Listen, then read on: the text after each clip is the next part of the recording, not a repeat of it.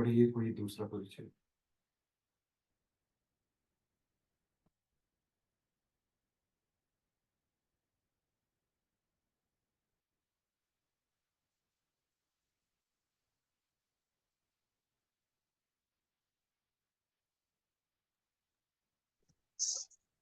हरे कृष्ण। महात्मा अपने ध्यान को कृष्ण के अतिरिक्त अन्य किसी और नहीं ले जाता, क्योंकि वह भली भांति जानता है कि कृष्ण ही आदि परम पुरुष समस्त कारणों के कारण है। इसमें तनिक भी संदेह नहीं है। ऐसा महात्मा अन्य महात्माओं या शुद्ध भक्तों की संगति से प्रगति करता है। शुद्ध भक्त तो कृष्ण के अन्य स्वरूपों यथा चतुर्भुज महाविष्णु रूप से भी आकृष्ट नहीं होते। वे न तो कृष्ण के अन्य किसी रूप से आकृष्ट होते हैं, न ही वे देवताओं या मनुष्यों के किसी रूप की परवाह करते हैं। वे कृष्ण भावनामृत में केवल कृष्ण का ध्यान करते हैं। वे कृष्ण भावनामृत में निरंतर भगवान की अविचल सेवा में लगे रहते हैं।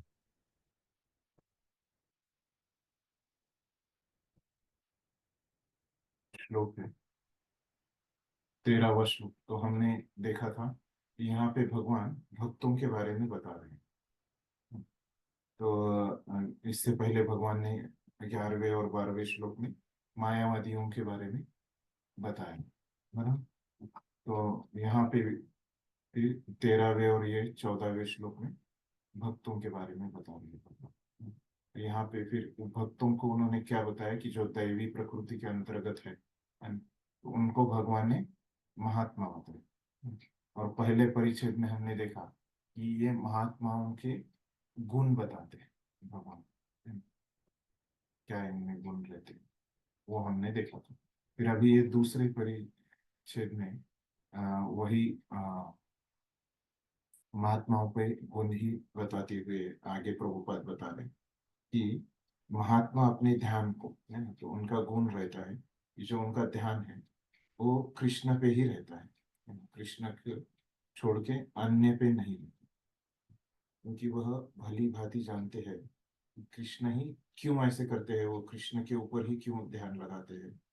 क्योंकि वो जानते हैं कि समस्त कृष्ण ही समस्त कारणों के कारण है और वही आदि पुरुष है। इसलिए वो सिर्फ कृष्ण पे ही ध्यान करते हैं, है ना, अन्य किसी पे ध्यान नहीं करते। ये तो स्पष्ट है बोले तो, है ना, इसमें कुछ संदेह नहीं है। ऐसा महात्मा अन्य महात्माओं या शुद्ध भक्तों की संगति से प्रगति करते हैं। और अभी ये जो महात्मा है, कौन है वो महात्मा? जो कृष्ण के ऊपर ध्यान केंद्रित करता है, कृष्ण के ऊपर ध्यान रहता है, और वो फिर कैसे करता है? भक्तों के साथ में रहता है। तो ये भी प्रभुपाद यहाँ पे महत्वपूर्ण बात बता रहे कि वो भक्तों के साथ रहता है, अकेला नहीं रहता। शुद्ध भक्त तो कृष्ण के अन्य स्वरूप तथा चतुर्भुज महाविष्णु रूप से भी आकृष्ट नहीं होते। तो अभी हम रसामृत सिंधु में आगे जाएंगे, तो वहाँ पे जो शुद्ध भक्ति की व्याख्या की गई है, तो उसमें है जो बोला है कि कृष्णानुशीलनम। तो कृष्ण मतलब वहाँ पे बोलते हैं कि कृष्ण और कृष्ण के अवतार हैं। तो ये राम नरसिंह है, तो इन पे भी अगर ध्यान किया तो भी चलेगा, ऐसे बोलते हैं कि तो भी वो क्या होती है, चलेगा, मतलब वो शुद्ध भक्ति होती है, ऐसे भी बोलते हैं। शुद्ध भक्ति की व्याख्या में, है, जो अन्य अभिलाषिता शून्य है, उसकी व्याख्या में अपने आचार्य बताते हैं कि कृष्ण और कृष्ण के अवतार। लेकिन ये जो महात्मा है, उनके लिए प्रभुपाद क्या बता रहे हैं कि वो केवल कृष्ण के ऊपर ही है। तो कृष्ण के अन्य जो चतुर्भुज है ना, जो उनके अंश है, तो उसमें नहीं होता है, ऐसे प्रभुपाद बता रहे हैं। उसके प्रति आकर्षण नहीं होता। देवता या मनुष्य से किसी रूप की परवाह नहीं करते हैं। तो ये विष्णु के अवतारों के प्रति नहीं होता है, उनके विस्तारों के प्रति नहीं होता है, तो मनुष्य और देवताओं का क्या पूछे। तो वे कृष्ण भावनामृत में केवल कृष्ण का ध्यान करते हैं। वे कृष्ण भावनामृत में निरंतर भगवान की अविचल सेवा में लगे रहते हैं। फिर वो अविचल सेवा में लगे रहे। इस प्रकार से इस प्रभुपाद ने चलिए नहीं कुछ खास लिखा है कि मैं देखता हूँ कि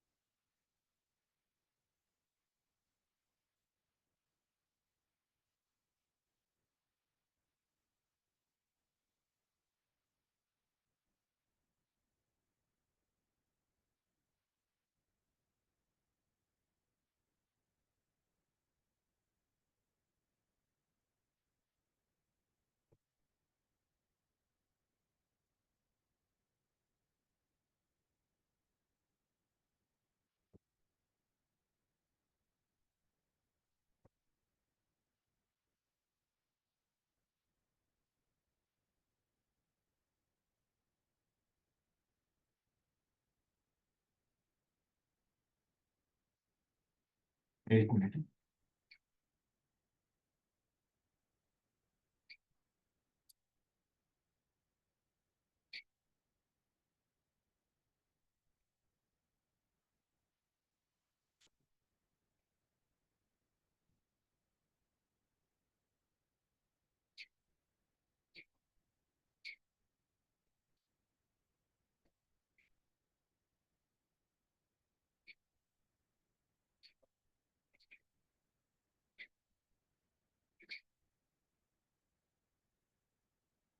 ये बहुत यहाँ पे अच्छा है, मुझे याद था कि यहाँ पे विश्वनाथ चक्रवर्ती ठाकुर क्या बता रहे हैं कि जो लोग है ना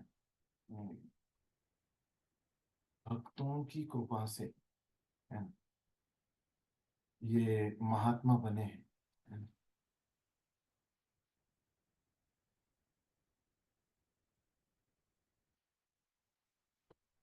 तो वो कैसे होते हैं? दैवी प्रकृति, दैवी गुणों को, देवताओं के गुणों को, है ना, दैवी प्रकृति में आश्रिता, मतलब देवताओं के गुणों को प्राप्त करते हैं, ना कि असुरों के ऐसे गुण। और वो क्या करते हैं, कृष्ण को, जो प्रभुपाद ने यहाँ पे बोला है ना, कृष्ण को पूजा करते हैं। तो वहां पे वो बोलते हैं कि वो मेरे मनुष्य रूप में, जो मेरा मनुष्य के रूप में मेरा अवतार है, मतलब मेरी मनुष्य के रूप में पूजा करते हैं ऐसे ही। मेरी मनुष्य के रूप में पूजा करते हैं ऐसे ही। अवतार नहीं, मेरी मनुष्य, माई ह्यूमन लाइक फॉर्म, मेरा जो मनुष्य के जैसा रूप है, तो उसकी वो पूजा करते हैं ऐसे कुछ।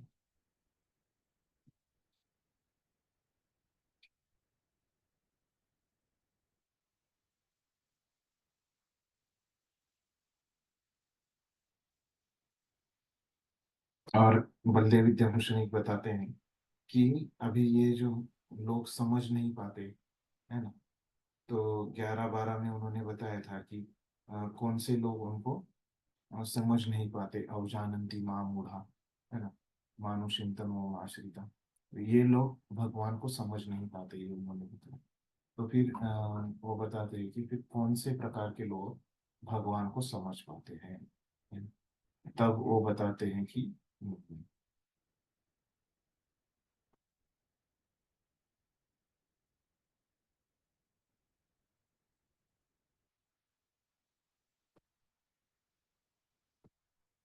ये भक्त ही मुझे समझ पाते हैं, ऐसे वो बताते हैं। तो इसलिए बाद में फिर वो भक्तों के बारे में बताना चालू किया, 13वें श्लोक से। ऐसे भी एक कारण वो बताओ, पहले जो लोग उनको समझ नहीं पाते उनके बारे में बताते हैं, फिर जो उनको समझ पाते हैं उनके बारे में बताते हैं, 13वें श्लोक।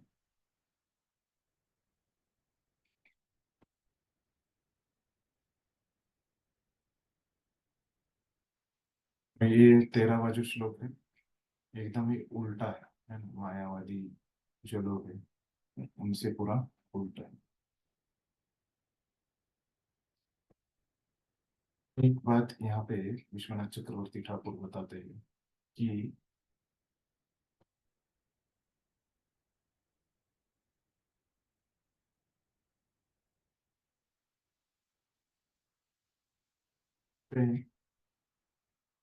इन कमेंट्री में तो मुझे नहीं मिला ये, लेकिन चैतन्य चरण प्रभु ने उनके लेक्चर में बताया है ना।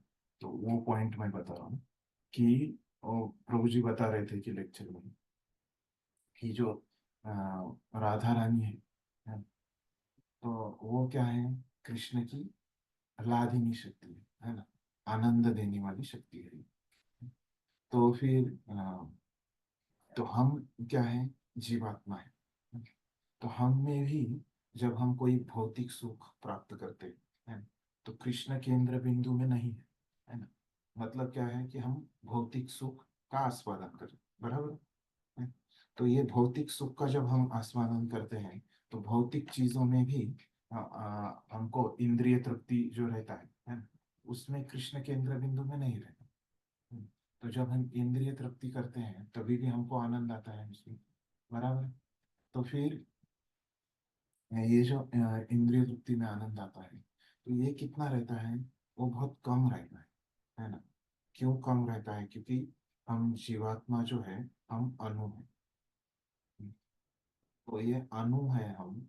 तो हम जो आनंद प्राप्त कर सकते हैं इंद्रिय तृप्ति से, वो बहुत कम रहता है। लेकिन जब ये महात्मा लोगों के जैसा, अगर हम अपने भगवान की सेवा में अगर हम आनंद प्राप्त करने लगे, तो भगवान के पास जो आनंद देने की जो शक्ति है, लादिनी शक्ति, तो वो क्या करती है, हमको विभू, अ, वो तो विभू रहती है लादिनी शक्ति, क्योंकि भगवान विभू है। तो वो उससे हमारा संबंध होने से, भक्ति के द्वारा है, हमारा उससे संबंध होने से वो भी हमको बहुत बड़ा आनंद है। विभू मतलब बहुत बड़ा, तो ऐसा बहुत ज्यादा आनंद हमको देती है। तो इसीलिए बोलते हैं कि इंद्रिय तृप्ति में, हम भक्त लोग क्या करते हैं कि इंद्रिय तृप्ति में भी आनंद है, लेकिन वो बहुत कम आनंद है। उसकी तुलना में भक्ति में बहुत ज्यादा आनंद है। इस प्रकार से बताते हैं। फिर यहाँ पे हमने देखा कि इस श्लोक में, ये 13वें श्लोक में है, तो ये क्या है, इसमें महात्मा लोगों के गुणों के बारे में है। मतलब उनके, महात्मा लोगों के मनोभाव के बारे में यहाँ पे ज्यादा बताया है 13वें श्लोक में। तो फिर जो उनका आंतरिक जगत रहता है, उसके बारे में इस श्लोक में बताया है। तो फिर अभी वो बाहर से कैसे कार्य करते हैं, तो ये भगवान 14वें श्लोक में बताते हैं। तो बाहर से उनका कैसे, ये तो उनके मनोभाव में पड़ेगा। तो बाहर से वो कार्य कैसे करते हैं, क्या बोलते हैं, सततम कीर्तयन्तो माम यतन्तश्च दृढ़व्रता नमस्तस्यं च मां भक्त्या नित्ययुक्ता उपासते। इसमें क्या बोलते हैं कि सततम कीर्तयन्तो माम। तो बाहर से आप ये महात्मा लोगों को देखेंगे, तो क्या दिखेगा, वो हमेशा कीर्तन में लगे हैं। है? किसके, कीर्तयन्तो माम, मेरे, है? यतन्तश्च, यतंत मतलब क्या है, कि प्रयास करते हैं भगवान के कीर्तन में लगने का, है? यतन्तश्च दृढ़व्रता। और ये जो सिर्फ प्रयास ही नहीं करते, बहुत मतलब दृढ़ता के साथ, संकल्प पूर्वक, है, संकल्प के साथ वो क्या करते हैं, ये कीर्तन में लगे रहते हैं। नमस्तस्यं च मां भक्त्या, हम प्रयास करते हुए मुझे नमस्कार करते हुए, नमस्कार मां भक्त्या, तो भक्ति भाव से निरंतर मेरी पूजा करते हैं। नित्य युक्ता उपासते, नित्य है ना, निरंतर मेरी पूजा करते हैं, उपासते। वे बाहर से ऐसे कार्य रहता है, तो क्या रहता है कि नित्य भगवान का कीर्तन करते रहते हैं, है? और वो कीर्तन करने का पूरा दृढ़ संकल्प के साथ प्रयास करते हैं, और भगवान को नमस्कार करते हैं, वे भक्ति भाव से पूजा भी करते हैं। इस प्रकार से उनके बाहरी रूप से कार्य रहते हैं महात्मा लोगों के। ये श्लोक भी है उन्हीं महात्मा लोगों के बारे में ही बताया है।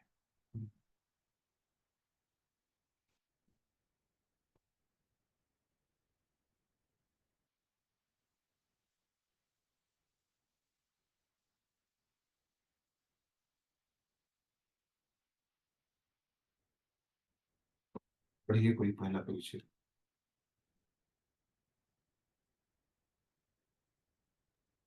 सामान्य पुरुष को रबर की मुहर लगाकर महात्मा नहीं बनाया जाता। यहाँ पर उसके लक्षणों का वर्णन किया गया है। महात्मा सदैव भगवान कृष्ण के गुणों का कीर्तन करता रहता है और उसके पास कोई दूसरा कार्य नहीं रहता। वह सदैव कृष्ण के गुणगान में व्यस्त रहता है। दूसरे शब्दों में वह निर्विशेषवादी नहीं होता। जब गुणगान का प्रश्न उठे तो मनुष्य को चाहिए कि वह भगवान के पवित्र नाम और उनके नित्य रूप, उनके दिव्य गुणों तथा असामान्य लीलाओं की प्रशंसा करते हुए परमेश्वर को महिमान्वित करे। इसे उसे इन सारी वस्तुओं को महिमान्वित करना होता है। अतः महात्मा भगवान के प्रति आसक्त रहता है। क्यों बता रहे हैं प्रभुपाद? ये प्रभुपाद बोल रहे हैं कि जो महात्मा है वो कैसे पहचानने का, है ना? उसके पास ऐसे कुछ सर्टिफिकेट वगैरह नहीं रहता कि ये महात्मा है ना? तो उसको कैसे पहचानने का? जैसे हमारे हम इंजीनियर बन जाते हैं, कुछ हो जाता है तो हमको सर्टिफिकेट देते हैं ना कि ये ऐसे हो गया। तो अभी कैसे पहचाने कि ये महात्मा है?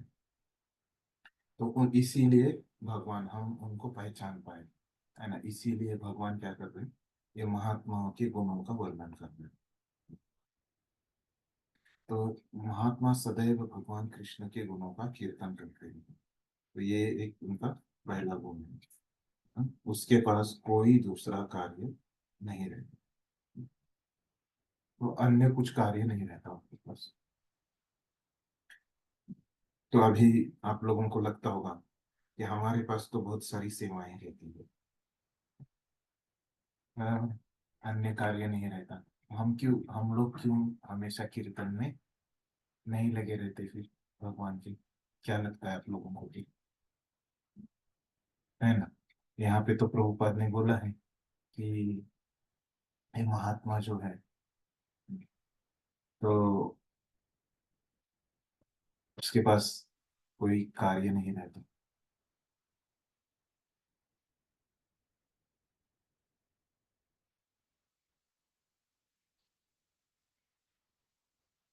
क्या है फिर?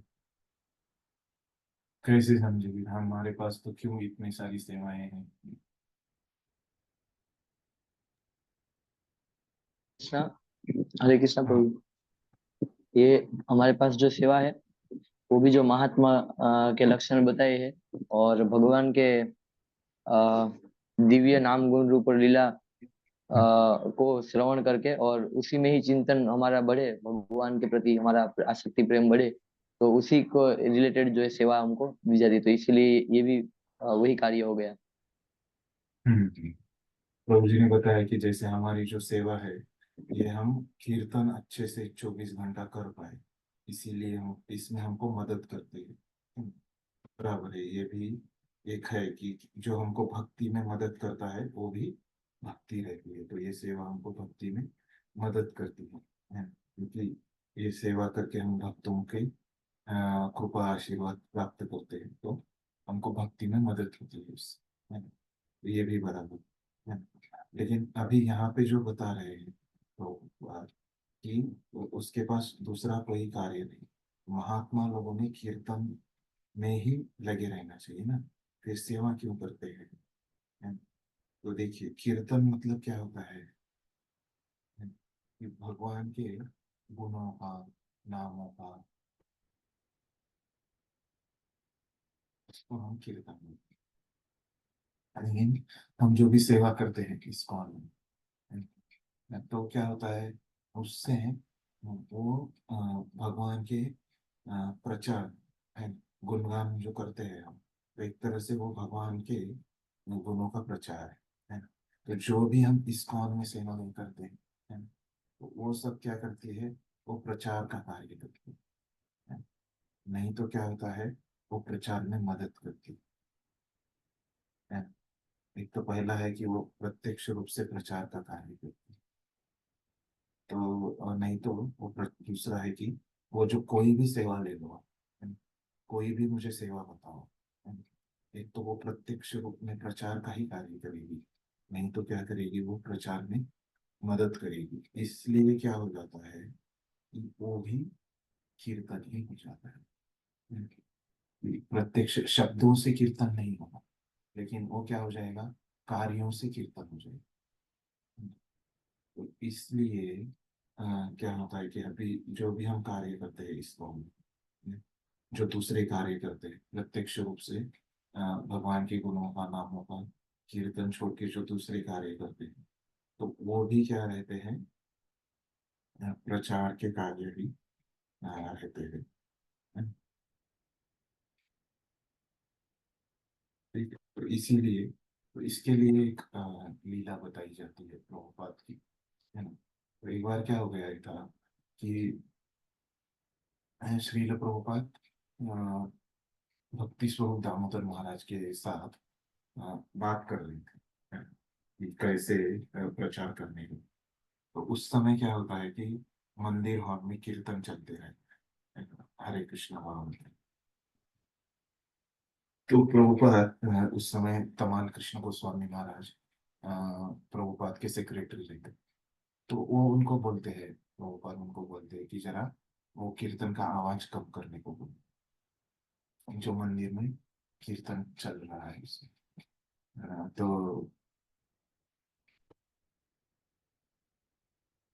महाराज फिर तमाल कृष्ण गोस्वामी महाराज को थोड़ा सा अलग लगता है कि इनका जो बात कर रहे हैं, इससे कीर्तन तो महत्वपूर्ण है।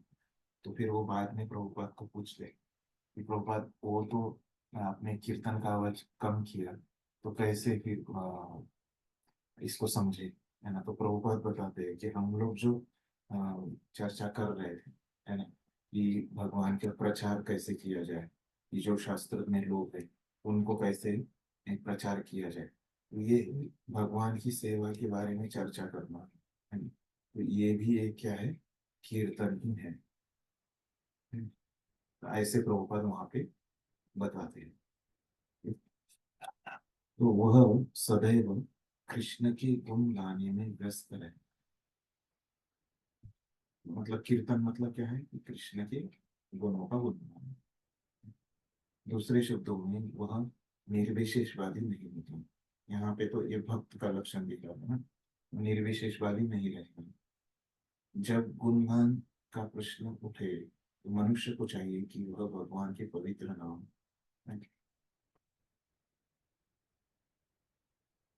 के रूप, नित्य रूप, उनकी दिव्य लीलाएं तथा असामान्य लीलाओं की प्रशंसा करते हुए परमेश्वर की महिमा, परमेश्वर को महिमान्वित करना।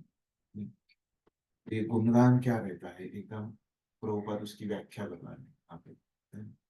तो क्या रहता है कि भगवान का नाम, रूप, गुण और लीलाओं के बारे में बता, कि उससे इन सारी वस्तुओं को महिमान्वित करना होता है और महात्मा भगवान के प्रति आसक्त रहते हैं, भगवान से ही वो आसक्त रहता है।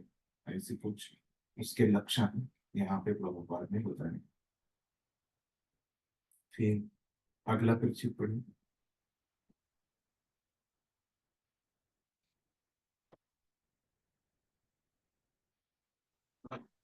हरे कृष्णा। जो व्यक्ति हाँ। परमेश्वर के निराकार रूप ब्रह्म ज्योति के प्रति आसक्त होता है, उसे भगवत गीता में महात्मा नहीं कहा गया।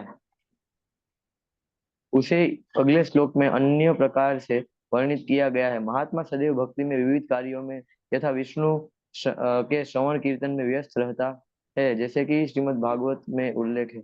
यही भक्ति श्रवण कीर्तनम विष्णु तथा स्मरणम है। ऐसा महात्मा अंततः भगवान के 5 दिव्य रसों में से किसी एक रस में उनका सानिध्य प्राप्त करने के लिए दृढ़ व्रत होता है। इसे प्राप्त करने के लिए वह मनसा वाचा कर्मणा अपने सारे कार्यकलाप भगवान कृष्ण की सेवा में लगाता है। यही पूर्ण कृष्ण भावनामृत कहलाता है। धन्यवाद। तो अभी क्या बोल रहे प्रभुपाद इसमें कि जो व्यक्ति परमेश्वर के निराकार भूत ब्रह्म ज्योति के प्रति आसक्त होता है, उसे भगवद गीता में महात्मा नहीं समझे। तो उसको भगवद गीता में जो शब्द है वो अगले श्लोक में आ जाएगा। उसको वो बोलते हैं कि वो एकात्मेन, 15वें श्लोक में हम करेंगे चर्चा। तो एकात्मेन वो क्या करता है, ऐसे उसको नाम दिया गया है, भगवान की पूजा करता है, भगवान की पूजा में लगा है ऐसा व्यक्ति। उसे अगले श्लोक में अन्य प्रकार से, हाँ, तो ये उसका नाम दिया है अगले श्लोक में, एकात्मेन पूजा। महात्मा सदैव भक्ति के विविध कार्यों में, है ना। तो फिर अभी महात्मा पे आ रहे, ऐसा महात्मा नहीं होता, क्या नहीं होता। फिर अभी बता रहे कि क्या होता है, भक्ति के विविध कार्यों में विष्णु के श्रवण कीर्तन में व्यस्त रहता, जैसा कि भगवद गीता में उल्लेख। यही भक्ति श्रवणम कीर्तनम विष्णु तथा स्मरणम। ऐसा महात्मा अंततः भगवान के 5 दिव्य रसों में से एक रस का सानिध्य प्राप्त करने के लिए दृढ़वत होता है। तो यहाँ पे दृढ़वत जो बताया है श्लोक में कृष्ण ने, सततम कीर्तयन्तो माम यतन्तश्च दृढ़वता। ये दृढ़वत किसके लिए होता है, प्रभुपाद अपना मत बता रहे हैं कि वो किसके लिए रहता है कि 5 जो रस है, प्रमुख रस, है, उसमें से एक प्राप्त करने के लिए वो रहता है। और फिर हमेशा मनसा वाचा कर्मणा अपने सारे कार्यकलाप भगवान कृष्ण की सेवा में लगाते, यही पूर्ण कृष्ण भावनामृत कहलाता है। पूरे कृष्ण भावनामृत में वो रहता है।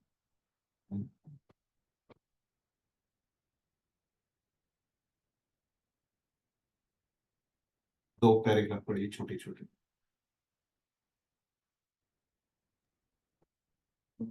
भक्ति में कुछ कार्य है जिन्हें दृढ़ व्रत कहा जाता है। यथा प्रत्येक एकादशी को तथा भगवान के आविर्भाव दिवस जन्माष्टमी पर उपवास करना। ये सारे विधि विधान महान आचार्यों द्वारा उन लोगों के लिए बनाए गए हैं जो दिव्य लोक में भगवान का सानिध्य प्राप्त करने के इच्छुक है।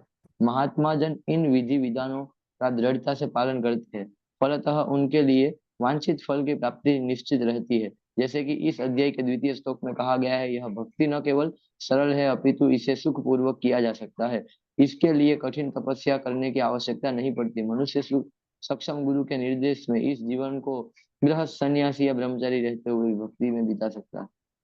वह संसार में किसी भी अवस्था में कहीं भी भगवान की भक्ति करके वास्तव में महात्मा बन सकता है। धन्यवाद। तो अभी देखिए, भक्ति में कुछ कार्य हैं जिन्हें दृढ़व्रत कहा जाता है ना, जो करने में मुश्किल रहते हैं, हमारा मन नहीं बोलता है वो कार्य करने। प्रत्येक एकादशी को तथा भगवान के आविर्भाव दिवस पर उपवास करना है। तो लोग पूछते हैं कि भक्ति में हमारी दृढ़ता कैसे बढ़ाई जाए, है। सामान्यतः लोग यही पूछते हैं कि हम अब भक्ति में कैसी दृढ़ता बताई जाए। तो प्रभुपाद यहाँ पे क्या होता है, उपाय दिया प्रभुपाद ने। तो एकादशी और भगवान के आविर्भाव दिवस, है ना, या कोई भी आचार्यों के, है ना, आविर्भाव तिरोभाव दिवस जो रहते हैं, जो उपवास रहता है, तो वो उपवास करने से क्या होता है, जितना हम दृढ़ता से वो उपवास करेंगे तो उतना ही हम क्या होती है, हमारी दृढ़ता भक्ति में बढ़ जाती है। तो ये उपाय प्रभुपाद ने खुद दिया है यहाँ पे। हमेशा ये प्रश्न लोगों का सामान्य प्रश्न रहता ही है कि हम भक्ति में उतने दृढ़ नहीं है ना, तो क्या करें। ये सारे विधि विधान महान आचार्यों द्वारा उन लोगों के लिए बनाए गए हैं जो दिव्य लोक में भगवान का सानिध्य प्राप्त करने के इच्छुक है ना। तो कोई बोलेगा कि मैं नहीं कहूंगा, दृढ़व्रत नहीं हूँ, तो उसको नहीं मिलेगा भगवान के धाम जाने को, भगवत धाम जाने को नहीं मिलेगा। तो मतलब ये दृढ़ता का फायदा क्या रहता है कि आप लोगों को लगता होगा कि क्यों ऐसे करने का, दृढ़ता दिखाने की क्या आवश्यकता है ना? आराम से हम भक्ति करते हैं ना, क्या मुश्किल है उसमें, क्यों दिखानी है हमको ये दृढ़ता।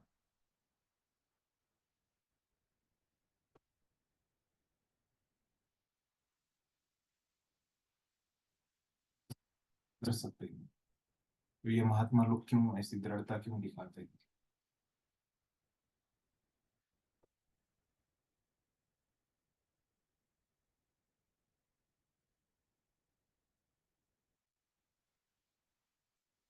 क्या लगता है फिर आपको?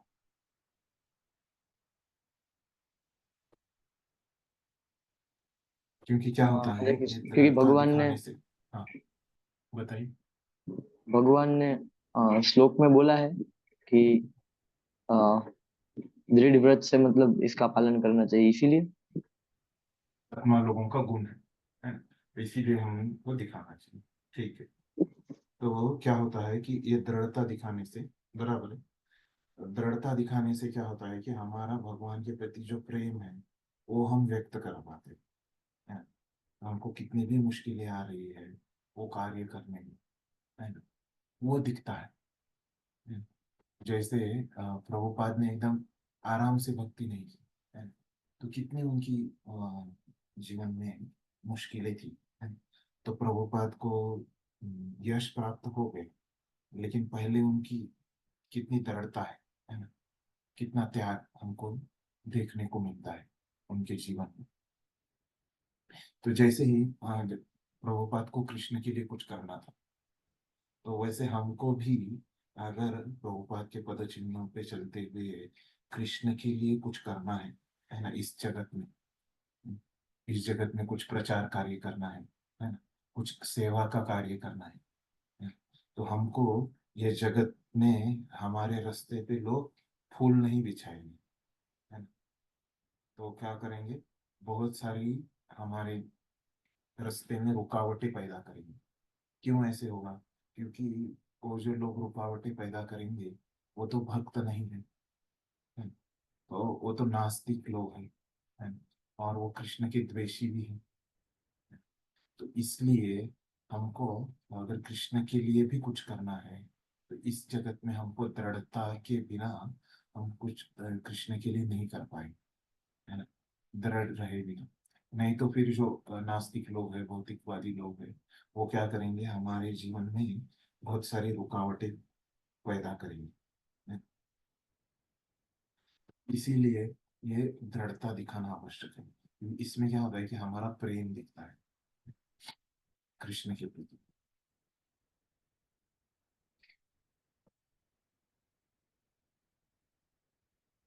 जैसा कि इस अध्याय के द्वितीय श्लोक में कहा गया है, यह भक्ति न केवल सरल है अपितु सुखपूर्वक किया जा सकता है।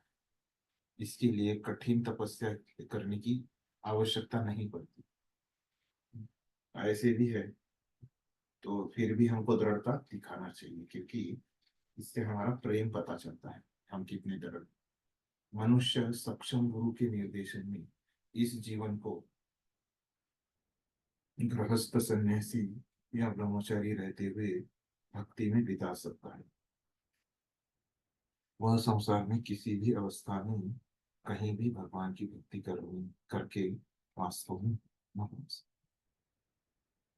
तो फिर हमको लगेगा कि महात्मा बनने के लिए हमको कहीं जाना पड़ेगा क्या? नहीं, जाने की आवश्यकता नहीं है। जहाँ पे भी हम हैं, है ना, उसी अवस्था में हम महात्मा बन सकते हैं, अगर हम वहां पे ही भक्ति करते हैं तो, है ना।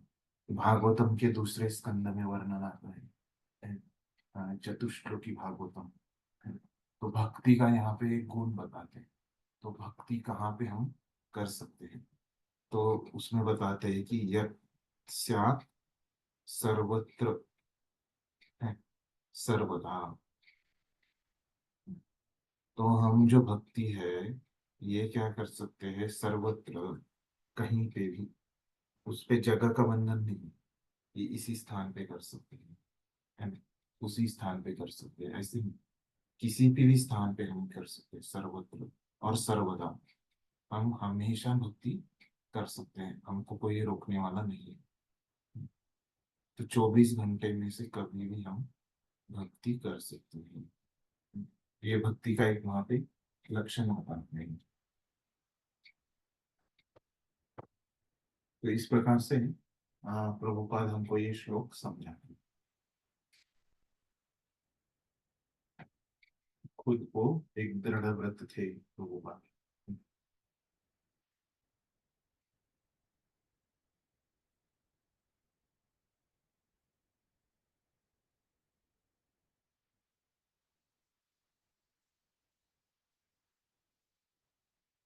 विश्वनाथ चक्रवर्ती ठाकुर यहाँ पे बहुत एक अच्छा उदाहरण से बताते हैं कि वो बताते हैं कि जैसे यहाँ पे जो बात लिखी है ना प्रभुपाद ने, तो ये यहाँ से ये लिखी है। कौन है?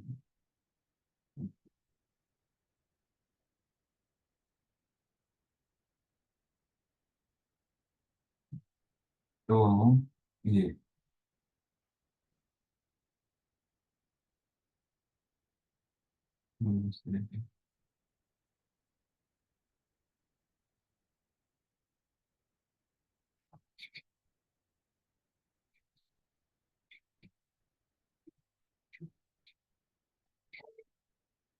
इन भक्तों के साथ संग करते हैं लोग हमें।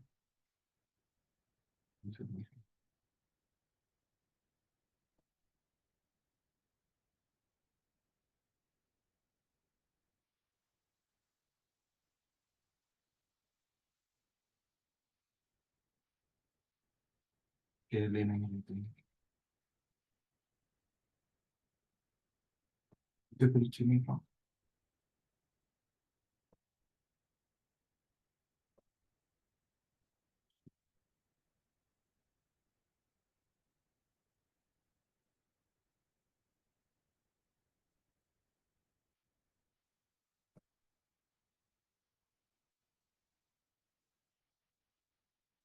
तेरा विश करते हैं। हरे कृष्णा। हाँ, हाँ प्रभु जी, आप अभी कुछ सुना ही नहीं दिया प्रभु जी, क्या बोले? ये वो अकेला नहीं रहता, दूसरे भक्तों का संग करता है। एक वाक्य था ना यहाँ पे, 13वें इसमें था। 13वां श्लोक में।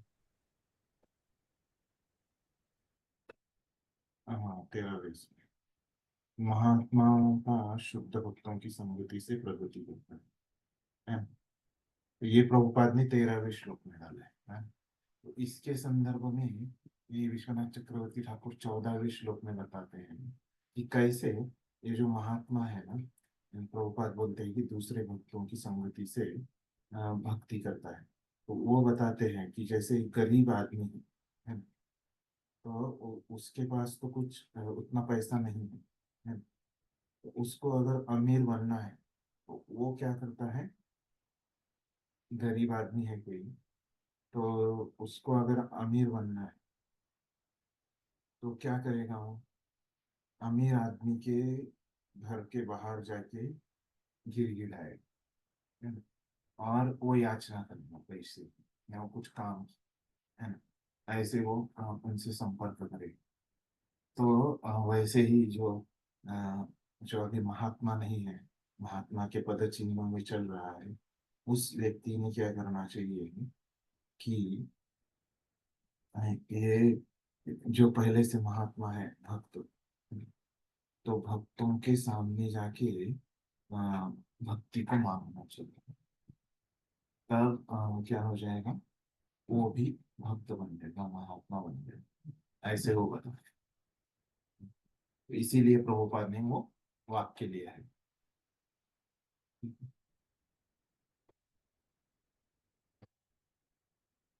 दृढ़ व्रता का जो प्रभुपाद ने बताया ना, कि केवल उपवास करना, है ना, ऐसे कार्य, यही बताया है।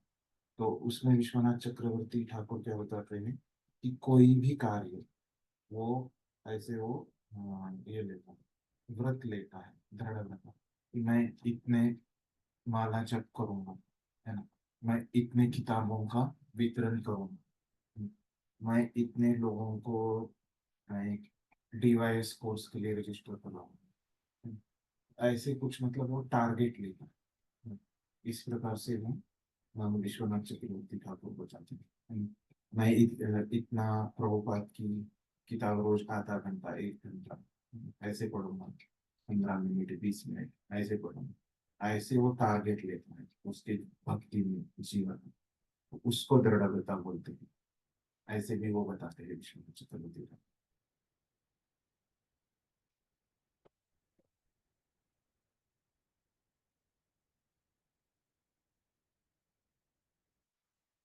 फिर भगवान फिर ये भक्तों का जो वर्णन है वो पूरा करते हैं। फिर आगे जो अन्य प्रकार के भगवान के उपासक है, भक्त है, जो भगवान की कैसे अप्रत्यक्ष रूप से पूजा करते हैं, उनके बारे में भगवान बताते हैं। श्लोक, अगला श्लोक 15, ये क्या बोल रहे? ज्ञान यज्ञेन चाप्यते यजन्तो माम् उपासते एकत्वेन पृथक्त्वेन बहुधा विश्वतो मुखम्। तो यहाँ पे ज्ञान यज्ञ, ज्ञान की यज्ञ मतलब अनुशीलन के द्वारा, मतलब पालन के द्वारा, ज्ञान के पालन के द्वारा, यजंतो मतलब यज्ञ करते हुए, मां उपासते मेरी उपासना करते हैं। तो ज्ञान के अनुशीलन का प्रत्यक्ष रूप से नहीं, अप्रत्यक्ष रूप से ये यज्ञ करते हैं, यजंतो, और भगवान की उपासना करते हैं। तो फिर क्या क्या रहते हैं इनके प्रकार? तो इनके 3 प्रकार रहते हैं। तो पहला जो है एकत्वेन, फिर दूसरा क्या है पृथक्त्वेन, और तीसरा जो है ये बहुधा विश्वतो मुखम्, ये तीसरा। ऐसे 3 प्रकार के लोग, मतलब कौन? जो भगवान की पूजा उनके अद्वय रूप में, मतलब क्या है ये अद्वय,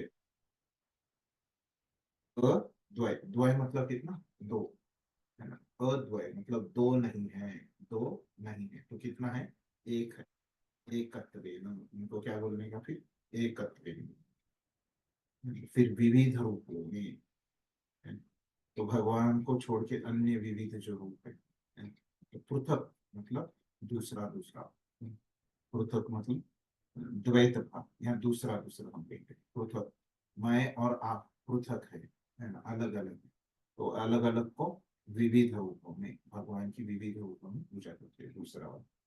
और विश्वतोमुखम, विश्व रूप के विश्व रूप की पूजा करते हैं, ऐसे ये विश्व रूप के उपासक है ना, वो तीसरे। तो समझ गए ये 3 लोग कौन से हैं, है ना? एकत्वेन, जिनके बारे में वो भगवान को एकत्वेन, जिनके बारे में प्रभुपाद ने यहाँ पे लिखा है।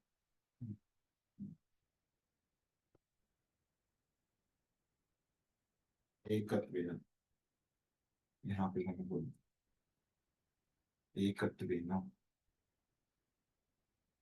ये निराकार, निराकार रूप ब्रह्म ज्योति के प्रति आसक्त होता है, उसे भगवद गीता में महात्मा नहीं कहा गया है ना? तो उसको कहा गया है अ, एकत्वेन है। यहाँ पे क्या लिखा हमने? ये एकत्वेन ऐसे बोला है।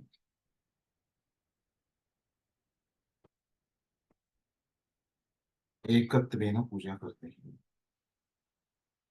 तो ये एकत्वेन है। एकत्वेन मतलब क्या करते हैं वो?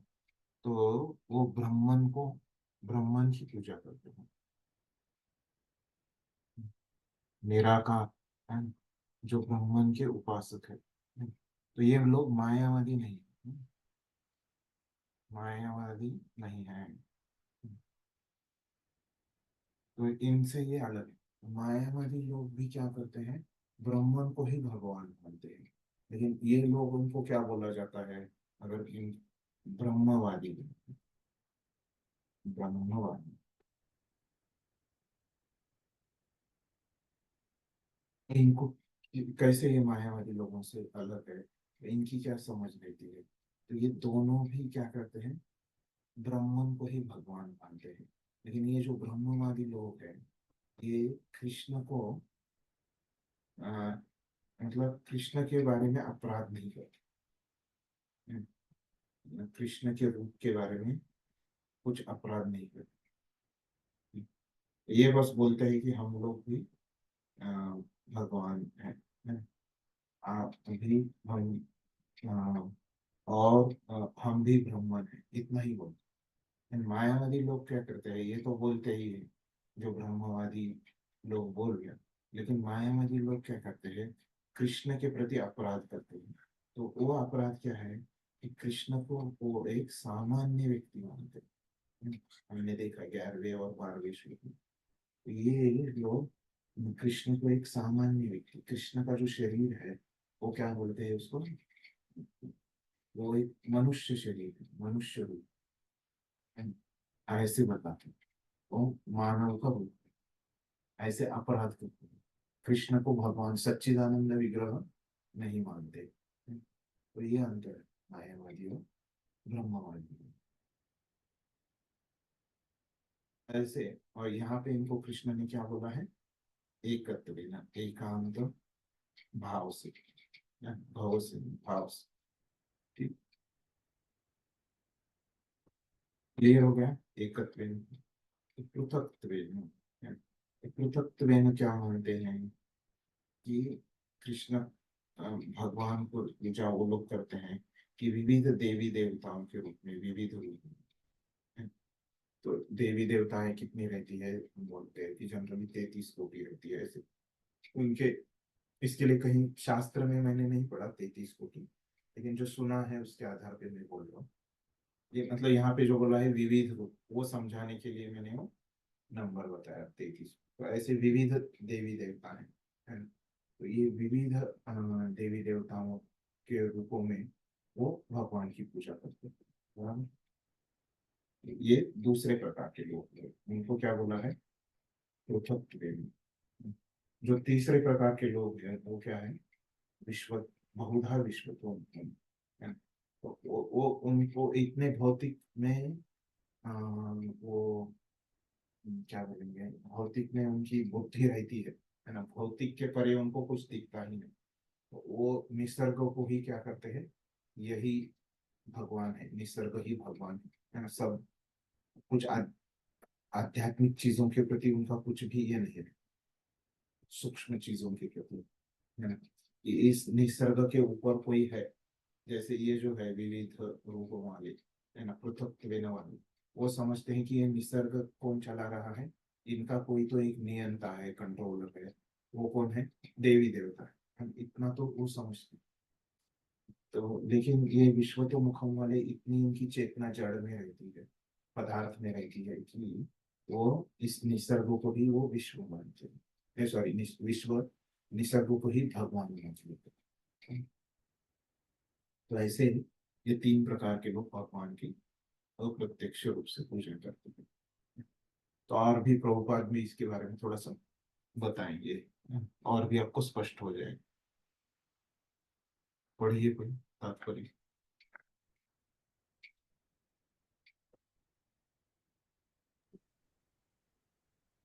यह श्लोक पिछले श्लोकों का सारांश है। भगवान अर्जुन को बताते हैं कि जो विशुद्ध कृष्ण भावनामृत में लगे रहते हैं और कृष्ण के अतिरिक्त अन्य किसी को नहीं जानते, वे महात्मा कहलाते हैं। तो कुछ बंद करो ना।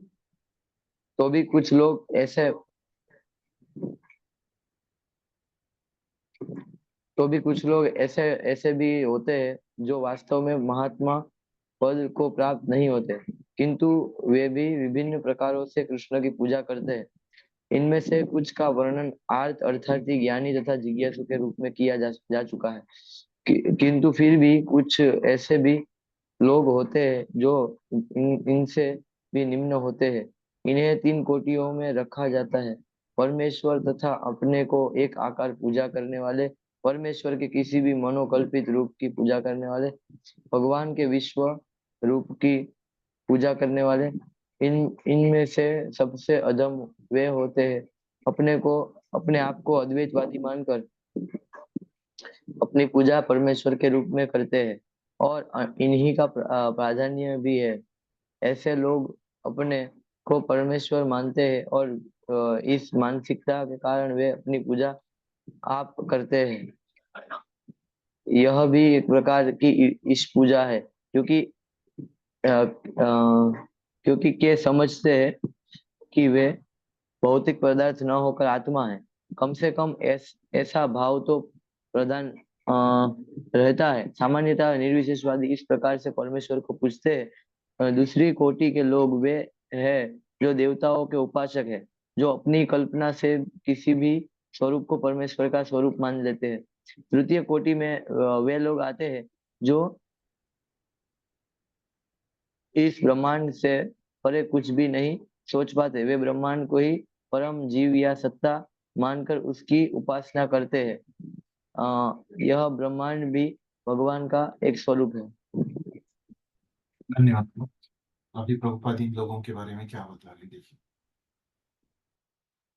यह श्लोक पिछले श्लोकों का सारांश है। तो भगवान अर्जुन को बताते हैं कि जो विशुद्ध कृष्ण भावनामृत में लगे रहते हैं और कृष्ण के अतिरिक्त अन्य किसी को नहीं मानते, वे महात्मा कहलाते हैं। वो तो हमने देखा। तो भी कुछ लोग ऐसे भी होते हैं जो वास्तव में महात्मा पद को प्राप्त नहीं होते, किंतु वे भी विभिन्न प्रकार से कृष्ण की पूजा करते हैं। तो ये श्लोक में क्या बताया गया है? वो भगवान की तो पूजा कर रहे हैं, लेकिन महात्मा पद को ये लोग प्राप्त नहीं कर पाते।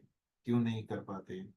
क्योंकि ये भगवान की अप्रत्यक्ष रूप से पूजा कर। ऐसे लोगों के बारे में कहाँ पे बताया है? ये 15वें श्लोक में बताया है। इनमें से कुछ का वर्णन। तो ऐसे ही लोगों में कुछ लोग जो है, ये 15वें श्लोक में जो बताए गए हैं, जो महात्मा लोग को प्राप्त नहीं कर पाते, ऐसे लोगों का वर्णन भगवान ने 7वें अध्याय में भी किया है। तो उनको क्या बताया? आर्तो अर्थार्थी ज्ञानी और जिज्ञासु। है नहीं? ये क्या रहता है? आर्तो अर्थार्थी ज्ञानी जिज्ञासु मतलब आर्त मतलब जो दुख में है, अर्थार्थी मतलब जिनको पैसे चाहिए, जिनको कुछ प्रश्न है, और जिनको ज्ञान चाहिए है, जिनकी कुछ जिज्ञासाएं, ऐसे ऐसे प्रकार के जो लोग हैं वो कृष्ण के पास आते हैं, है ना? और उनका दुख, है ना, या उनका उनको पैसा या उनकी जिज्ञासाएं जब पूरी हो जाती है तो कृष्ण को छोड़ के फिर से चले जाते हैं उनके जीवन में। ये अंतर है। भक्ति को नहीं लेते ये लोग, है ना? आते हैं कृष्ण के पास और कुछ लोग कंटिन्यू कर पाते हैं, वो भक्त बनते हैं, है ना, लेकिन वो बहुत ही कम लोग रहते हैं ऐसे। तो अधिकतर जो लोग रहते हैं आर्तो जिज्ञासु अर्थार्थी, ये सब वो छोड़ के चले जाते हैं। किंतु फिर भी कुछ ऐसे भी लोग होते हैं जो इनसे निम्न है। तो ये लोग भी महात्मा नहीं बन पाए ना, तो भगवान को छोड़ के चले गए, महात्मा नहीं बन पाए। तो फिर इनसे भी निम्न होते हैं जो महात्मा नहीं बन पाते हैं। तो कौन से रहते हैं? तो ये 3 प्रकार के जो लोग रहते हैं जो इस श्लोक में बताए गए। तो कौन से? पहला, परमेश्वर तथा अपने को एक मानकर, मतलब एकत्वेना, एकत्वेना वाले। तो परमेश्वर के किसी मनोकल्पित रूप की पूजा। तो कोई भी मनोकल्पित रूप, जैसे देवी देवताओं का या अन्य बहुत सारे जगह पे आप देखते होंगे कि भारत में क्या करते हैं, पत्थर लेते हैं और उसको सैफरॉन कलर लगाते हैं। उसको हिंदी में क्या बोलते हैं पता नहीं है। वो लाल, वो पत्थर को ऐसे लाल कलर लगाते हैं और उसकी पूजा करते हैं। वो कहीं पे भी रास्ते में, रास्ते के बाजू में कहीं पे भी आप में से कोई खेत में जाता होगा तो खेत में ऐसे झाड़ के नीचे वो उसको रख देते हैं। तो ये इनके मनोकल्पित रूप रहते हैं। तो वो कैसे उपासक है भगवान के? पृथक्त्वेन। भगवान ने उनको क्या नाम दिया?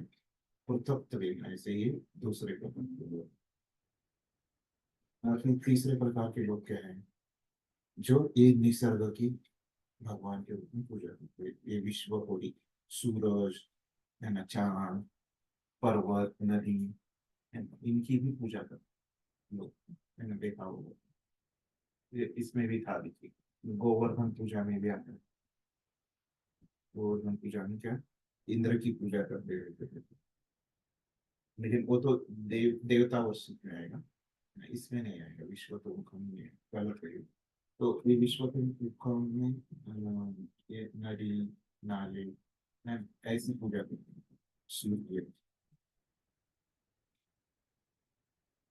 तो सूर्य का क्या हो गया, वो भगवान की आंख है, निसर्ग में भी आता है और डायरेक्टली वो देवता में भी आता है। वो थोड़ा अलग है सूर्य। ये बाकी के इसमें क्या है कि बाकी के लोग देवता नहीं। ऐसे सबसे अधम वे हैं जो अपने आप को अद्वैतवादी मानते हैं, अपनी पूजा परमेश्वर के रूप में करते हैं और उन्हीं का प्रार्थना भी है। तो मतलब क्या है कि अधम कौन से हैं, कि ये मायावादी लोग हैं, जो अद्वैतवादी मानते हैं कि उनको है। तो ये सबसे अधम है और उन्हीं की प्राधान्यता भी है ना। तो ऐसे लिखा है प्रभुपाद ने। तो मतलब क्या है कि ये मायावादी में से अगर उनका जो कृष्ण के प्रति अपराध की भावना है वो अगर निकाल दी जाए, तो उनका ही प्राधान्य भी है। तो ऐसे है इस थोड़ा सा ये समझने के लिए मुश्किल है वाक्य, क्योंकि प्रभुपाद क्या बोल रहे हैं यहाँ पे, अधम भी बोल रहे और प्राधान्य दोनों एक जैसे। तो इसीलिए वो मैंने पहले ही आपको बता दिया कि क्या है कि ये मायावादी जो लोग रहते हैं, तो ये क्या करते हैं, ब्राह्मण मानते हैं भगवान को, ब्राह्मण मानते हैं और कृष्ण के प्रति अपराध करते हैं, ब्राह्मणों भगवान। तो इसलिए उनको अधम कहा गया है ना। मायावादी कृष्ण अपराधी, कृष्ण के वो अपराध करते हैं, तो इसीलिए वो अधम। और उनकी प्राधान्यता क्यों है, तो ये प्राधान्यता ब्रह्मवादी है। तो उसमें क्या है कि वो ब्राह्मण को भगवान मानते हैं, ठीक है, और कृष्ण को वो कुछ अपराध नहीं करते, कृष्ण के बारे में वो कुछ उनका कुछ मत नहीं है ना। कृष्ण भी ऐसे ही एक देवता है, ऐसे उनको लगते हैं। कृष्ण भगवान नहीं मानते और कृष्ण के प्रति श्री कृष्ण को सामान्य व्यक्ति भी नहीं, न्यूट्रल।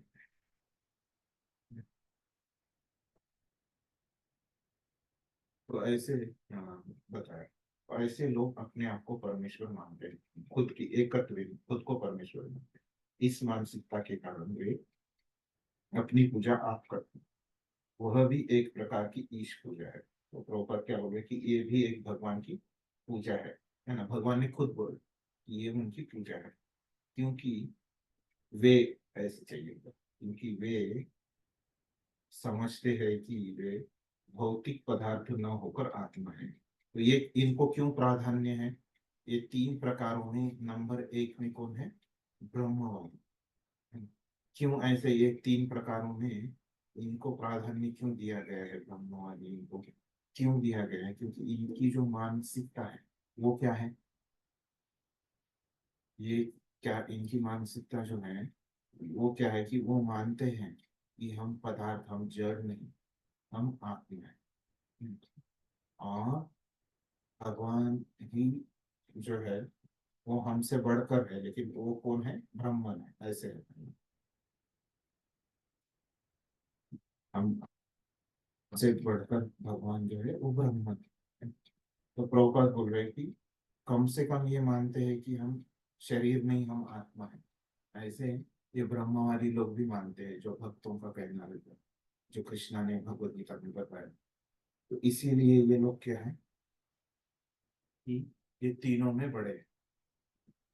सामान्यतः निर्विशेषवादी इस प्रकार से परमेश्वर को पूछते हैं। सामान्यतः निर्विशेषवादी या ब्रह्मवादी इनको बोलते हैं, है ना। ये मायावादी नहीं,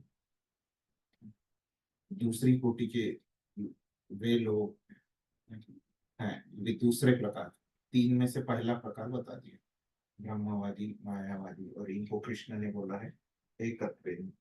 तो दूसरे कोटि के लोग कौन से हैं, वो देवताओं के उपासक। मतलब कौन से रहेंगे, कौन से बोला था मैंने, देवताओं के उपासक, बताइए कोई। त्रितत्व है ना प्रभु जी? हाँ बराबर, उतत्व है। तो जो अपनी कल्पना से किसी भी स्वरूप को परमेश्वर का स्वरूप मान ले। फिर तीसरे नंबर के कौन है, तृतीय कोटि के लोग कौन है, कि ब्रह्मांड से परे कुछ भी नहीं सोच पाते हैं। तो ये भौतिक जगत से परे कुछ भी ये लोग नहीं सोच पाते ब्रह्मांड है। वो ही परम जीव का सत्ता मानकर ही उपासना करते हैं। यह ब्रह्मांड भी भगवान का एक स्वरूप है। ब्रह्मांड भी किससे आता है? भगवान से आता है। कल हमने देखा था कि भगवान क्या बताते हैं, इस भौतिक शक्ति को क्या बताते हैं? दैवी प्रकृति, दैवी एशाम गुणम। तो जो ये भौतिक शक्ति है उसको भी भगवान क्या बोलते हैं? दैवी बोलते हैं, क्योंकि भगवान का ही एक स्वरूप है।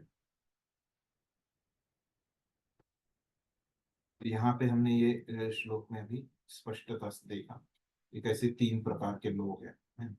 तो इनके बारे में अभी भगवान आगे बताएंगे। तो इनके बारे में भगवान आगे खास करके ये जो एकत्वेन वाले जो है, इनको भगवान अभी 12वें अध्याय में बताते। इतने जो यहाँ पे नहीं बताते एकत्वेन वाले को, 12 चैप्टर में बताते हैं। और ये जो है एकत्व के बाद क्या था? पृथक्त्वेन है। तो पृथक्त्वेन जो रहता है तो उसको ये बताते हैं 9वें अध्याय के 20वें श्लोक से 25वें श्लोक तक बताते हैं पृथक्त्वेन के बारे में। और फिर तीसरा क्या था? विश्वतोमुखम है। तो ये विश्वतोमुखम के बारे में पहले बताते हैं। फिर बाद में भी बताते हैं इसमें 11वें अध्याय में भी बताते हैं क्योंकि विश्व रूप का अध्ययन, उसमें भी थोड़ा सा बताते हैं विश्वतोमुखम के बारे में। वो देखेंगे। तो पहले अभी हरे कृष्णा। इसके बारे में। हाँ। तो जी वो जो हम 10वें भागवतम में 10वें स्कंद में वो जो रास डांस का जो वर्णन आता है उसमें गोपी गीत में आता है एक शब्द विश्वतोमुखम। तो वो यही विश्वतोमुखम का बात कर रहे हैं या फिर वो अलग है? याद नहीं, मैं वो देख के बताता हूँ वहां ठीक पे क्या ठीक है अर्थ है। प्रभु। वो देख के आपको मैं बताता हूँ। हाँ, वो मैंने देखा था कल। वो आए नहीं ना प्रभु जी। ठीक है। हाँ, इसका मुझे मिल गया, वो डिटर्मिनेशन वाला मिल गया। वो देखा था कल। उत्तर मिल गया। ठीक है। वो प्रभु जी आएंगे तब बताए। ओके ओके प्रभु। ठीक है। तो अभी हम विश्व तो मुखम के बारे में देखते हैं। अहम क्रतुर अहम यज्ञ स्वधाम अहम औषधम मंत्रो अहम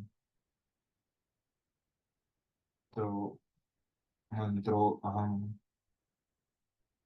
अहम एवाज अहम अग्निर अहम हुतम। क्या बोल रहे कि अहम क्रतु, कि मैं ही कर्मकांड हूँ। भगवान बोल रहे मैं ही कर्मकांड हूँ। और अहम यज्ञ, हम यज्ञ भी क्या है? मैं हूँ। स्वधाहम, स्वधाहम मतलब तर्पण, मतलब पितरों को जो हम तर्पण अर्पण करते हैं, वो तर्पण भी क्या है? मैं हूँ।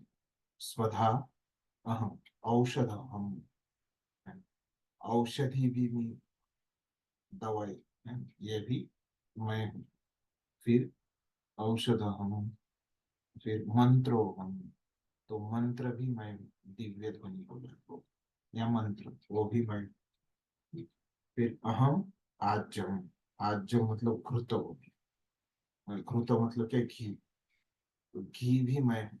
घी क्यों बोला है? क्योंकि वो यज्ञ में डालते हैं इसलिए घी। फिर अहम अग्नि, अग्नि भी मैं हूँ। और हुतम मतलब आहुति, जो यज्ञ में डालते हैं आहुति, वो भी मैं हूँ। हाँ, अभी ये सब बता रहे कि भगवान मैं यज्ञ हूँ, ये सभी चीजें जो मैं हूँ। क्यों ऐसे बता रहे हैं? क्योंकि यहाँ पे क्या है कि प्रभुपाद ने जो अभी भगवान यहाँ पे किसके बारे में बता रहे हैं कि विश्व तो मुखम है। ये जो देवी देवताओं के अ, पूजक है ना, उनके बारे में बता रहे हैं। इसके पीछे क्या उद्देश्य है फिर ये बताने का? क्योंकि कृष्णा बताते हैं कि कृष्णा ने क्या बताया कि ये जो तीन प्रकार के लोग हैं, तो ये क्या कर रहे हैं, कृष्ण की क्या कर रहे हैं, अप्रत्यक्ष रूप से पूजा कर रहे हैं। कृष्ण के ही ये पूजक है। तो अभी कृष्णा ये सब चीजें बता रहे हैं कि ये लोग अभी ये जो विश्वतोमुखम वाले जो लोग हैं, ये निसर्ग की ही पूजा करते हैं ना। तो कृष्ण अभी यहाँ पे बता रहे हैं कि ये लोग कैसे भगवान की पूजा करें। तो ये सब इन चीजों का सहारा लेते हैं पूजा करने के लिए। ये लोग भौतिक कर्मकांड के यज्ञ करते हैं, है ना। तो इसलिए क्या होता है कि हम्म, भगवान ये विश्वतोमुखम विभाग में ऐसी चीजें बता रहे कि ये सब मैं हूँ, है ना। यज्ञमय हूँ, तर्पणमय हूँ, औषधिमय हूँ, मंत्रमय हूँ, है ना, घीमय हूँ, घृतमय हूँ। ये क्यों बता रहे? क्योंकि ये दिखाने के लिए कि ये सब जो ये भौतिक विश्वतोमुखम विश्व रूप की पूजा करने वाले लोग क्या करते हैं, ये भगवान की ही पूजा कर रहे हैं अप्रत्यक्ष रूप में। ठीक है। ये समझाने के लिए भगवान इस प्रकार से बोल रहे कि ये सब चीजें कौन है, तो भगवान ही है। ये समझाने के लिए यहाँ पे एक रह गया कि 15वें श्लोक के में आचार्य की कुछ जो मैंने पॉइंट निकाले थे वो बताना में रह गया। ये बताता हूँ फिर ये 16वें के हम तात्पर्य में जाएंगे। तो 15वें श्लोक में आचार्य ने जो विशेष करके जो पॉइंट बताते थे कि जो वर्ग बताए हैं आचार्य भगवान ने, तो विश्व तो मुखम है, फिर पृथक है, फिर उसके बाद क्या है, सबसे ऊपर वाला एकत्र है। तो ये जो तीन वर्ग बताए हैं, तो इससे भगवान हमको क्या सिखाना चाहते हैं कि जो लोग हैं, तो इतने जल्दी अपनी चेतना को अ, दिव्य स्तर पर नहीं ले गया। तो भक्त के स्तर लेके आना चेतना, ये इतना मुश्किल नहीं है, लोगों को समय लगता है ना। तो उनकी चेतना को ऊपर उठाने के लिए तो वो जो समय है लोग इस तरह से लेते हैं, है ना, कि कुछ समय वो अ, अ, विश्वतोमुखम के जैसा कार्य करते हैं, है। तो भगवान के प्रति सही चेतना विकसित करने के लिए उनको कुछ समय लगता है। वो एक पॉइंट बताते हैं। और प्रभुपाद ने यहाँ पे जो बताया है कि ये ब्रह्मवादियों को प्रभुपाद ने क्या बताया कि सर्वश्रेष्ठ बता रहे हैं, है ना, ये तीनों में। तो वो तो हमने देखा कि प्रभुपाद कैसे ये सर्वश्रेष्ठ बता रहे हैं इनको, एक तत्व ज्ञान के रूप में, तत्व के रूप में। क्यों तत्व के रूप में? क्योंकि ये लोग जो तत्व को मान रहे हैं, वो किस तत्व को मान रहे, कि हम शरीर नहीं है, हम शरीर नहीं, हम आत्मा है। ये तत्व को ये लोग मानते हैं, शरीर नहीं है। इस तत्व को मानते हैं हम आत्मा है। ये तत्व के रूप में इनको प्रभुपाद ने बढ़ा था, है ना। भक्ति के दृष्टिकोण से नहीं कहा। भक्ति से दृष्टिकोण से इनको बड़ा नहीं, ये लोग बड़े हैं, है ना? ये भी यहाँ पे स्पष्ट करते हैं। फिर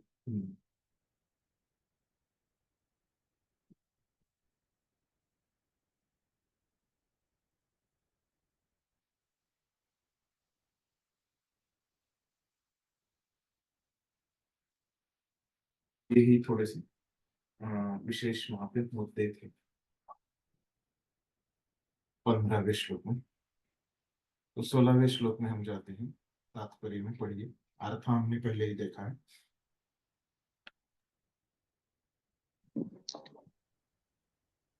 ज्योतिष ज्योतिष्ठोम नामक वैदिक यज्ञ भी कृष्ण है। स्मृति में वर्णित महायज्ञ भी वही है। पितृलोक को अर्पित तर्पण या पितृलोक को प्रसन्न करने के लिए किया गया यज्ञ, जिसे घृत रूप में एक प्रकार की औषधि माना जाता है, वह भी कृष्ण ही है। इस संबंध में जिन मंत्रों का उच्चारण किया जाता है वे भी कृष्ण है। यज्ञों में आहुति के लिए प्रयुक्त होने वाली दुग्ध से बनी अनेक वस्तुएं भी कृष्ण है। अग्नि भी कृष्ण है, और क्योंकि यह अग्नि 5 तत्वों में से एक है, अतः वह कृष्ण की भिन्न शक्ति कही जाती है। दूसरे शब्दों में वेदों में कर्म कांड भाग में प्रतिपादित वैदिक यज्ञ भी पूर्ण रूप से कृष्ण है।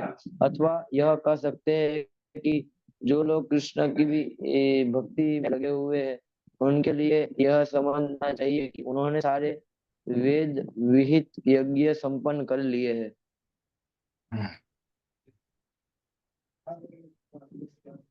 तो ये सब यहाँ तक जो बताया है प्रभुपाद ने, वो सब भाषांतर का ही देखते हैं, कैसे भाषांतर। तो पहले जो भगवान बताते हैं ना, मैं ही कर्मकांड हूँ, है ना, मैं ही यज्ञ हूँ। तो ये ज्योतिष्ठोम यज्ञ के बारे में बताया, एक उदाहरण के लिए बस। और महायज्ञ है ना, और एक उदाहरण। फिर तर्पण के बारे में बोलो, तो वो भी क्या है कि तर्पण भी मैं हूँ, जो पितरों को प्रसन्न करता है। तो वो भी क्या है, एक यज्ञ है तर्पण जो करते हैं। फिर ये जो घी है ना, तो उसको घृत बोला है ना? एक औषधि, इसी को औषधि, ये सब वही लिखा है प्रभुपाद ने जो भाषांतर में। ये जिन मंत्रों का उच्चारण किया जाता है मंत्र ना, वो भी कृष्ण है। यज्ञ में आहुति है ना, ये देखो आहुति, वाली दुग्ध से बनी अनेक वस्तुएं भी कृष्ण है, जो दूध के पदार्थों की आहुति उसमें देते हैं। अग्नि भी कृष्ण है ना, अग्नि, क्योंकि यह अग्नि 5 तत्वों से एक है, अतः वह कृष्ण की भिन्न शक्ति कही जाती है। दूसरे शब्द में वेदों में कर्मकांड भाग में प्रतिपादित वैदिक यज्ञ भी कृष्ण से है, जो पहला गुण है, मैं ही कर्मकांड है। यही चीजों के बारे में एक एक वाक्य लिखा है ऊपर में बस। फिर आगे क्या बता रहे कि अंत में, अथवा यह कह सकते हैं कि जो लोग कृष्ण के भक्ति में लगे हुए हैं, उन्हें उनके लिए यह समझना चाहिए कि उन्होंने सारे वेद के यज्ञ को समझा। तो अगर कोई भक्त बन जाता है ना, तो इसने ये सब यज्ञ प्रभुपाद बोल रहे कि किए है, ऐसे समझना चाहिए, है ना। क्यों ऐसे बोल रहे? क्योंकि हमने देखा कि भक्त आदमी की चेतना कैसे धीरे धीरे ऊपर उठती है। तो सर्वोच्च चेतना क्या है? भक्त की चेतना है। और वो कैसे मिलती है भक्तों को? जब वो भक्ति करता है। तो अगर ये सर्वोच्च है, तो मतलब जैसे हम बोलते हैं कि 10वीं का विद्यार्थी है ना, तो वो जो गणित सीख रहा है, तो उसको पहली, दूसरी, तीसरी, चौथी, पांचवी, छठी का गणित तो आते ही है। तो तो, तो वैसे ही भक्त जो है वो 10वीं का विद्यार्थी है, उसको सब, वो 10वीं में है, मतलब वो पहली, दूसरी, तीसरी, चौथी का गणित तो उसको आएगा ही, उसमें कुछ संदेह नहीं है। वही अंतिम वाक्य में प्रभुपाद वैसे समझे हम। ठीक है।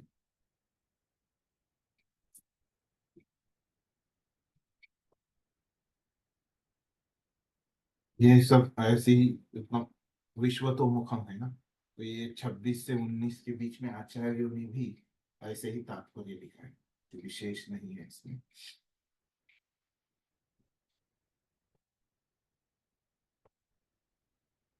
तो ऐसे ही चौथे अध्याय में एक श्लोक पारित हुआ, चौथे अध्याय का 24वां श्लोक ऐसे ही है। आप बाद में होमवर्क में उसको देख सकते हैं। उसमें भी कृष्णमय हूँ मैं हूँ, ऐसे भी। 17वां श्लोक हम देखते हैं।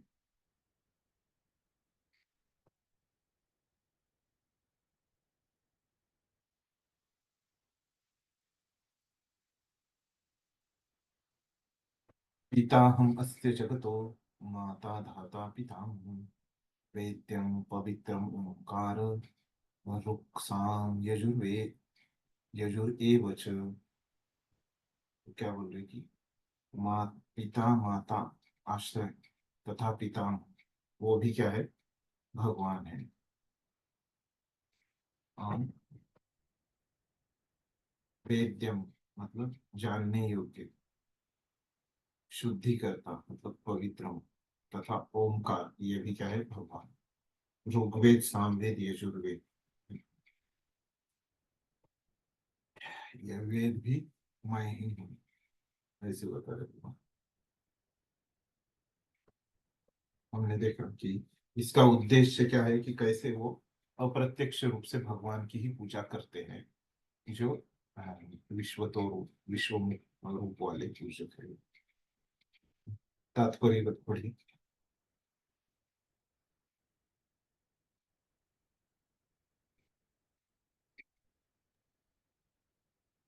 तात्पर्य सारे चराचर विराट जगत की अभिव्यक्ति कृष्ण की शक्ति के विभिन्न कार्यकलापों से होती है। इस भौतिक जगत के में हम विभिन्न जीवों के साथ तरह तरह के संबंध स्थापित करते हैं, जो कृष्ण की शक्ति के अतिरिक्त अन्य कुछ नहीं है। प्रकृति की सृष्टि में उनमें से कुछ हमारे माता पिता के रूप में उत्पन्न होते हैं, वे कृष्ण के अतिरिक्त कुछ नहीं है।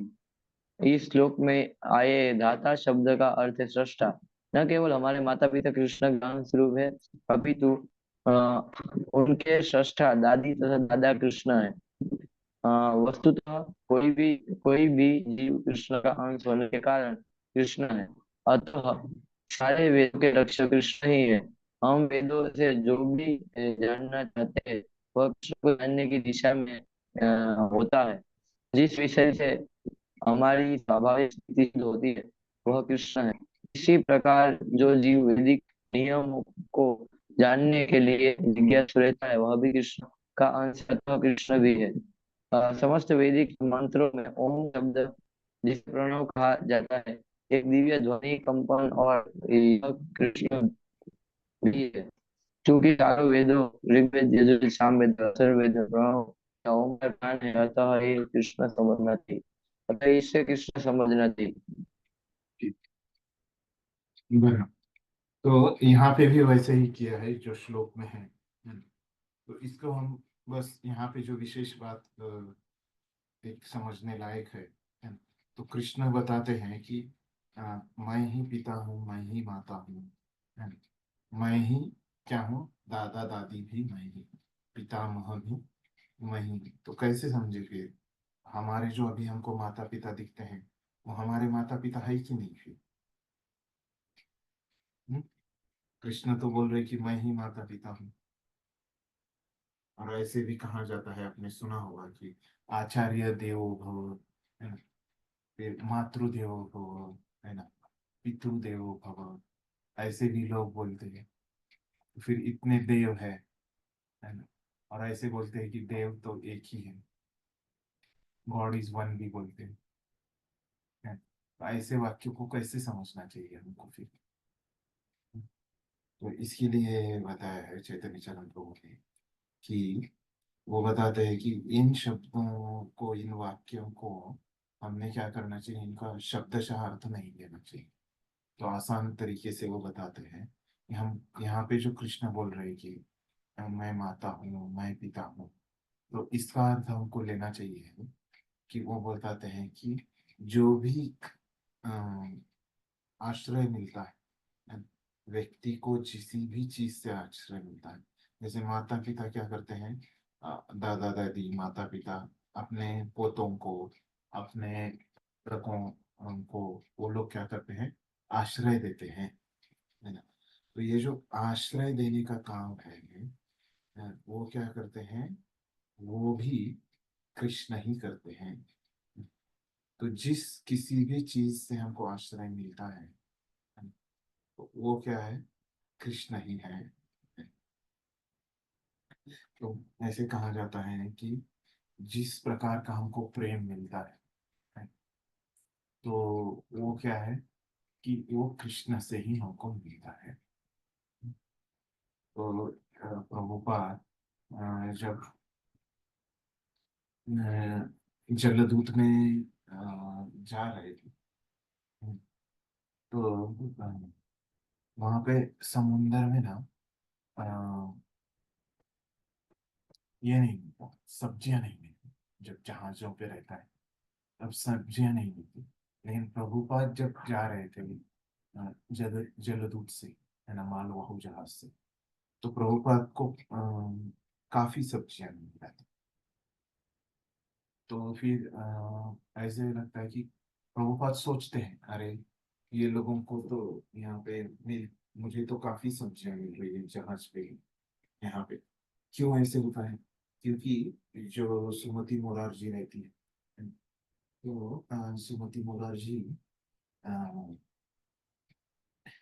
को प्रभुपाद विनंती करते हैं ना कि मुझे आपकी जो कंपनी है उसके जो माल वाहु जहाज पे है, उससे मुझे आप अमेरिका जाने को अनुमति दे दो, ऐसे बोलते। फिर वो तो देती है, लेकिन वो पुष्टि मार्ग की भक्त रहती है। वो जानती है कि स्वामी जी जो है वो जहाज पे जो है शाकाहारी पदार्थ मिलना बहुत मुश्किल रहता है, और स्वामी जी तो शाकाहारी है। तो वो क्या करती है, जानबूझ के प्रभुपाद के लिए वैसे इंतजाम करती है कि प्रभुपाद को थोड़ी सी सब्जियां मिल जाए। तो तो प्रभुपाद क्या प्रार्थना करते हैं वहां पे, कि मैं कृष्ण को धन्यवाद देना चाहता हूँ। किस लिए? क्योंकि कृष्ण ने क्या किया, इस सुमति मोरारजी को बुद्धि दी है कि उन्होंने कि वो मुझे ऐसे सब्जियां मेरे लिए भेज सके। तो ऐसे बोलते हैं। तो यहाँ पे हमको क्या सीखना है, ये जो पिता माता है ना, तो इनके प्रति भी हमको कृतज्ञ तो रहना ही है। ग्रेटफुल तो हमको रहना है, कृतज्ञ रहना है। जो भी हमको भक्ति में आगे बढ़ने के लिए हमको मदद करता है, हमारी सेवा करता है, तो उनके प्रति हमको तो कृतज्ञ होना ही है। तो इसमें तो कुछ संबंध नहीं है, जो माता पिता ने हमको जन्म दिया, है ना, जो हमारे रिश्तेदारों ने हमको मदद की, हमारे दोस्तों ने हमको मदद की, है ना, पहले। तो उनके प्रति कृतज्ञ रहते हुए भी उसमें क्या देखना है हमको, कृष्ण को देखना है। ये सब जो भी चीजें आश्रय देती है, जैसे प्रभुपाद देखते हैं कहाँ पे, जब सुमति मोरारजी उनको मदद करती है, तो उसमें भी प्रभुपाद कृष्ण का ही हाथ देखते हैं। ठीक है, तात्पर्य एकदम आसान है, आप पढ़ लीजिए, नहीं समझता है तो पूछिए, फिर हम चर्चा करेंगे।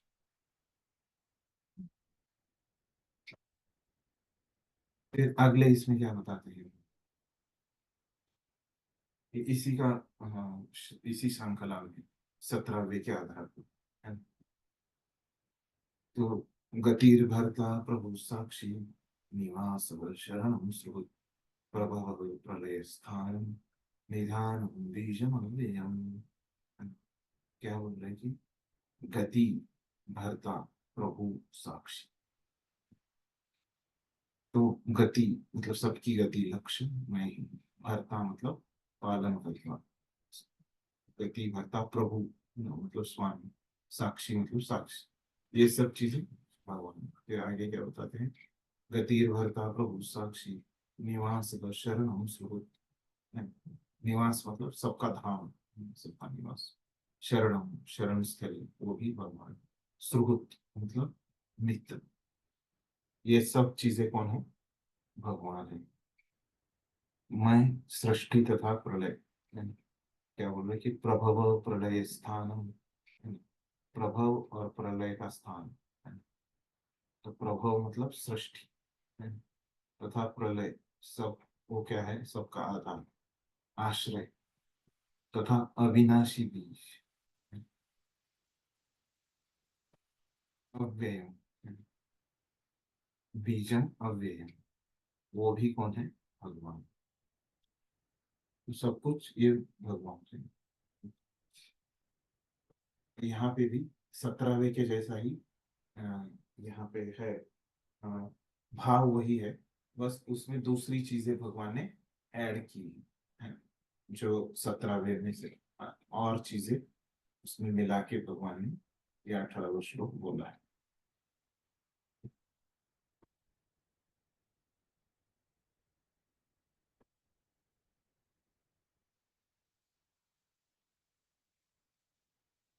हरे कृष्णा। वही है। पढ़ूं प्रभु जी ये तात्पर्य। सब। हाँ हाँ, हाँ। गति का अर्थ है गंतव्य का या लक्ष्य, जहां हम जाना चाहते हैं। लेकिन चरम लक्ष्य तो कृष्ण है, यद्यपि लोग इसे जानते नहीं। जो कृष्ण को नहीं जानता वह पथ भ्रष्ट हो जाता है, और उसकी तथाकथित प्रगति या तो आंशिक होती है या फिर भ्रमपूर्ण। ऐसे अनेक लोग हैं जो देवताओं को ही अपना लक्ष्य बनाते हैं और तदानुसार कठोर नियमों का पालन करते हुए चंद्रलोक, सूर्यलोक, इंद्रलोक, महलोक जैसे विभिन्न लोकों को प्राप्त होते हैं। किंतु ये सारे लोग कृष्ण की ही सृष्टि होने के कारण कृष्ण है और नहीं भी है। ऐसे लोग भी कृष्ण की शक्ति की अभिव्यक्तियां होने के कारण कृष्ण है, किंतु वस्तु वस्तुतः वे कृष्ण की अनुभूति की दिशा में सोपान का कार्य करते हैं। कृष्ण की विभिन्न शक्तियों तक पहुंचने का अर्थ है अप्रत्यक्षतः कृष्ण तक पहुंचना। अतः मनुष्य को चाहिए कि कृष्ण तक सीधे पहुंचे, क्योंकि इससे समय तथा शक्ति की बचत होगी। उदाहरण, यदि किसी ऊंची इमारत की चोटी तक एलिवेटर लिफ्ट के द्वारा पहुंचने की सुविधा हो तो फिर एक एक सीढ़ी करके ऊपर क्यों चढ़ा जाए। सब कुछ कृष्ण की शक्ति पर आश्रित है। प्रत्येक जीव के हृदय में स्थित होने के कारण कृष्ण परम साक्षी है। हमारा घर, देश या लोक जहाँ पर हम रह रहे हैं, सब कुछ कृष्ण का है। शरण के लिए कृष्ण परम गंतव्य है। अतः मनुष्य को चाहिए कि आप अपनी रक्षा या अपने कष्टों के विनाश के लिए कृष्ण की शरण ग्रहण करें। हम चाहे जहां भी शरण ले, हमें जानना चाहिए कि हमारा आश्रय कोई जीवित शक्ति होनी चाहिए। कृष्ण परम जीव है, क्योंकि कृष्ण हमारी उत्पत्ति के कारण या हमारे परम पिता है। अतः उनसे बढ़कर न तो कोई मित्र हो सकता है न शुभचिंतक। कृष्ण सृष्टि के आदि, उद्गम और पल्ले पले के पश्चात परम विश्राम स्थल है। अतः कृष्ण सभी कारणों के शाश्वत कारण है। देखिए वही है, प्रभुपाद ने एक एक वाक्य, एक एक दो दो वाक्य बस समझाया है ना उसके बारे में, जो भाषांतर में श्लोक है। बस यहाँ पे एक उदाहरण जो थोड़ा सा अलग है, कि अभी यहाँ पे बताया ना कि ये सब जो लोग हैं, है ना, ये तीनों प्रकार के लोग ये क्या कर रहे हैं कि अप्रत्यक्ष रूप से भगवान की पूजा कर रहे हैं। तो ये प्रभुपाद क्या बोल रहे हैं कि ये विभिन्न शक्तियों की पूजा करके आप क्या कर रहे हो, भगवान की अप्रत्यक्ष रूप से पूजा कर रहे हो। तो इससे अच्छा है कि डायरेक्टली कृष्ण की पूजा करो, है ना। इतना ये इनडायरेक्टली पूजा करके समय क्यों गवा रहे हैं। तो आपके पास अगर लिफ्ट है ना, एलिवेटर है, तो क्या आवश्यकता है सीढ़ियों से जाने की, है ना? तो भगवान ने क्यों ऐसे बोल रहे प्रभुपाद, ये भगवान ने इन लोगों की यहाँ पे निंदा नहीं की, है ना? तो भगवान ने यहाँ पे क्या बोला है इन लोगों को, ये मेरे उपासक है, लेकिन मेरे कैसे उपासक है, कैसे उपासक है, अप्रत्यक्ष रूप से, है ना, भगवान की ये पूजा कर रहे हैं। तो इसीलिए भगवान ने यहाँ पे निंदा नहीं की। ये लोग भी अच्छे हैं, ये लोग भी धीरे धीरे भगवान की तरफ जा रहे हैं, लेकिन क्या है कि इतना धीरे धीरे जाने की आवश्यकता क्या है ना, जब आपको डायरेक्ट सीधा रास्ता आपको पता है ना, तो आप समय क्यों लगा, है ना। तो ये बात यहाँ पे प्रभुपाद ने एक अतिरिक्त बताई, बाकी सब जो भाषांतर में है वही। ठीक है। तो अगला जो श्लोक है ना, तो इस श्रृंखला का अंतिम श्लोक है। इसमें क्या बताया कि जैसे पॉजिटिव चीजें है ना, सकारात्मक चीजें में जो कृष्ण है ना, जैसे अ, अभी तक बताया कृष्ण ने क्या कि जो गति है वो भी वही है ना, जो साक्षी है, जो धाम है ना, जो सबका आश्रय है, सबका मित्र भी भगवान है ना, सभी चारों वेद भी भगवान है ना, ओंकार भी भगवान है ना, जो हमको शुद्ध करता है वो भी भगवान है। फिर उससे पहले 16वें में क्या बोला, यज्ञ में सब कुछ, यज्ञ भी भगवान है, जो आहुति अर्पण कर रहे हैं वो भी भगवान है ना? और वहाँ पे क्या, घृत भी भगवान है ना? ये सब चीजें सकारात्मक चीजें, लेकिन जीवन में ऐसे कुछ नकारात्मक भी चीजें रहती है, तो उसके बारे में ये श्लोक है। तो वो भगवान बोल रहे हैं, क्या बोलते हैं इसमें, देखते हैं कि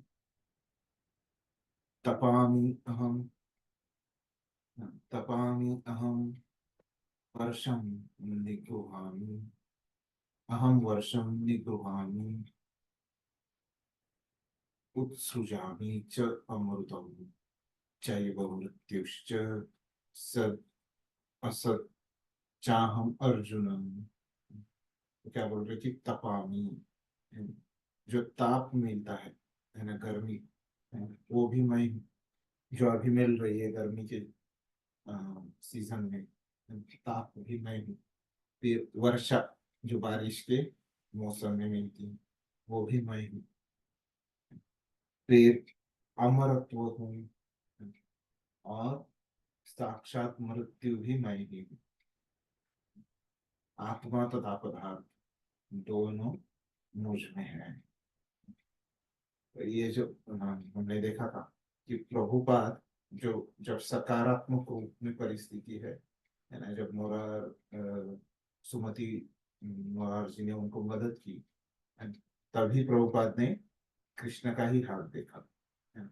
लेकिन उससे पहले, है ना, जब उनकी पत्नी और ने उनको परेशान किया, है ना, और जब उनके सभी अ, जो प्रयास है ना, प्रभुपाद पहले क्या सोचते हैं कि मैं तो एक फार्मासिस्ट हूँ, है ना, और मैं बहुत सारे पैसे कमाऊंगा, है ना, परिवार वालों को थोड़े से दूंगा, और बचे हुए पैसों से फिर मैं भक्ति सिद्धांत सरस्वती ठाकुर का जो मिशन है, जो उन्होंने बोला है कि अंग्रेजी भाषा में तुम प्रचार करो, है ना, तो पहले प्रभुपाद क्या करते हैं, खुद से बहुत सारा पैसा कमाना चाहते हैं, है ना। और उनकी दीक्षा होने के बाद इसलिए क्या करते हैं, वो अपना बिजनेस कंटिन्यू भी करते हैं, तो है ना, बंद नहीं देते अपना बिजनेस। तो फिर बाद में क्या होता है कि जब कहीं बिजनेस में वो असफल होते रहते हैं, फिर की पत्नी, है ना, और परिवार वाले भी उनको मदद नहीं करते हैं। तो परिस्थिति जब बिकट रहती है, तभी प्रभुपाद क्या करते हैं, ये सब कृष्ण प्रभु वहां पे देखते हैं, और वो क्या करते हैं कि वो कैसे कृष्ण की सेवा कर सके। अपने गुरु ने जो इनको बताया है कि तुम प्रचार करो अंग्रेजी भाषा में, कैसे वो अच्छे से कर सके, इसके लिए वो सब छोड़ देते हैं, क्योंकि उन्होंने भी कृष्ण का हाथ देखी। तो वैसे ही जो विभिन्न, जैसे मृत्यु में भी हमको क्या देखना चाहिए, कृष्ण है। तो मृत्यु बहुत शक्तिशाली रहता है, कितना भी शक्तिशाली व्यक्ति क्यों ना हो इस दुनिया में, जब मृत्यु उसको आ जाती है तो क्या हो जाता है, और उसको हार मानना ही पड़ता है, कोई भी क्यों ना, किसी का कुछ भी नहीं चलता मृत्यु के सामने, बहुत शक्तिशाली मृत्यु। तो ऐसी चीजों में भी हमको कृष्ण को ही देखना है, तो ये हम यहाँ पे सीख सकते हैं। तात्पर्य पढ़िए भी।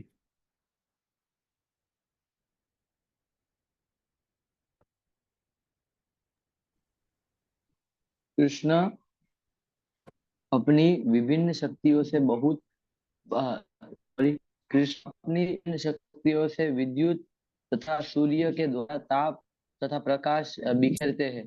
ग्रीष्म ऋतु में कृष्ण ही आकाश से वर्षा नहीं होने देते और वर्षा ऋतु में वे ही अनवरत वर्षा की जड़ी लगाते हैं।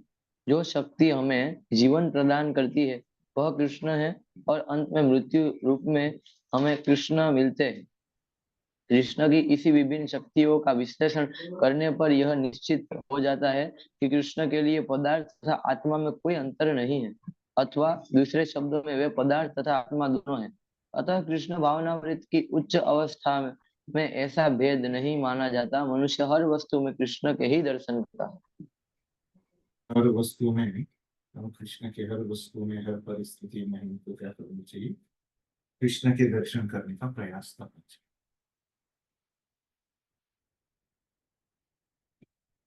एक रहेगी, मैं पढ़ता हूँ, क्योंकि कृष्ण पदार्थ तथा आत्मा दोनों है, अतः समस्त भौतिक प्राकट्यों से युक्त यह विराट विश्व रूप भी कृष्ण एवं वृंदावन में दो भुजाओं वाले वंशी वर्णन करते हैं। श्याम सुंदर रूप में उनकी लीलाएं उनके भगवान की होती है। तो ये जो विराट रूप है, तो वो क्या है? वो भी पूरा कृष्ण का है। विराट रूप के सभी अंग भी कृष्ण है और पूरा विराट रूप भी कृष्ण है। तो ये अभी किसके बारे में चर्चा हो गया? विश्वतोमुख, इसके बारे में चर्चा होगी। तो यहाँ पे मैंने बताया था कि 20 से 25 जो है, फिर वो क्या है कि देवी देवताओं के बारे में बताया गया। ठीक है? वो हम देखते हैं।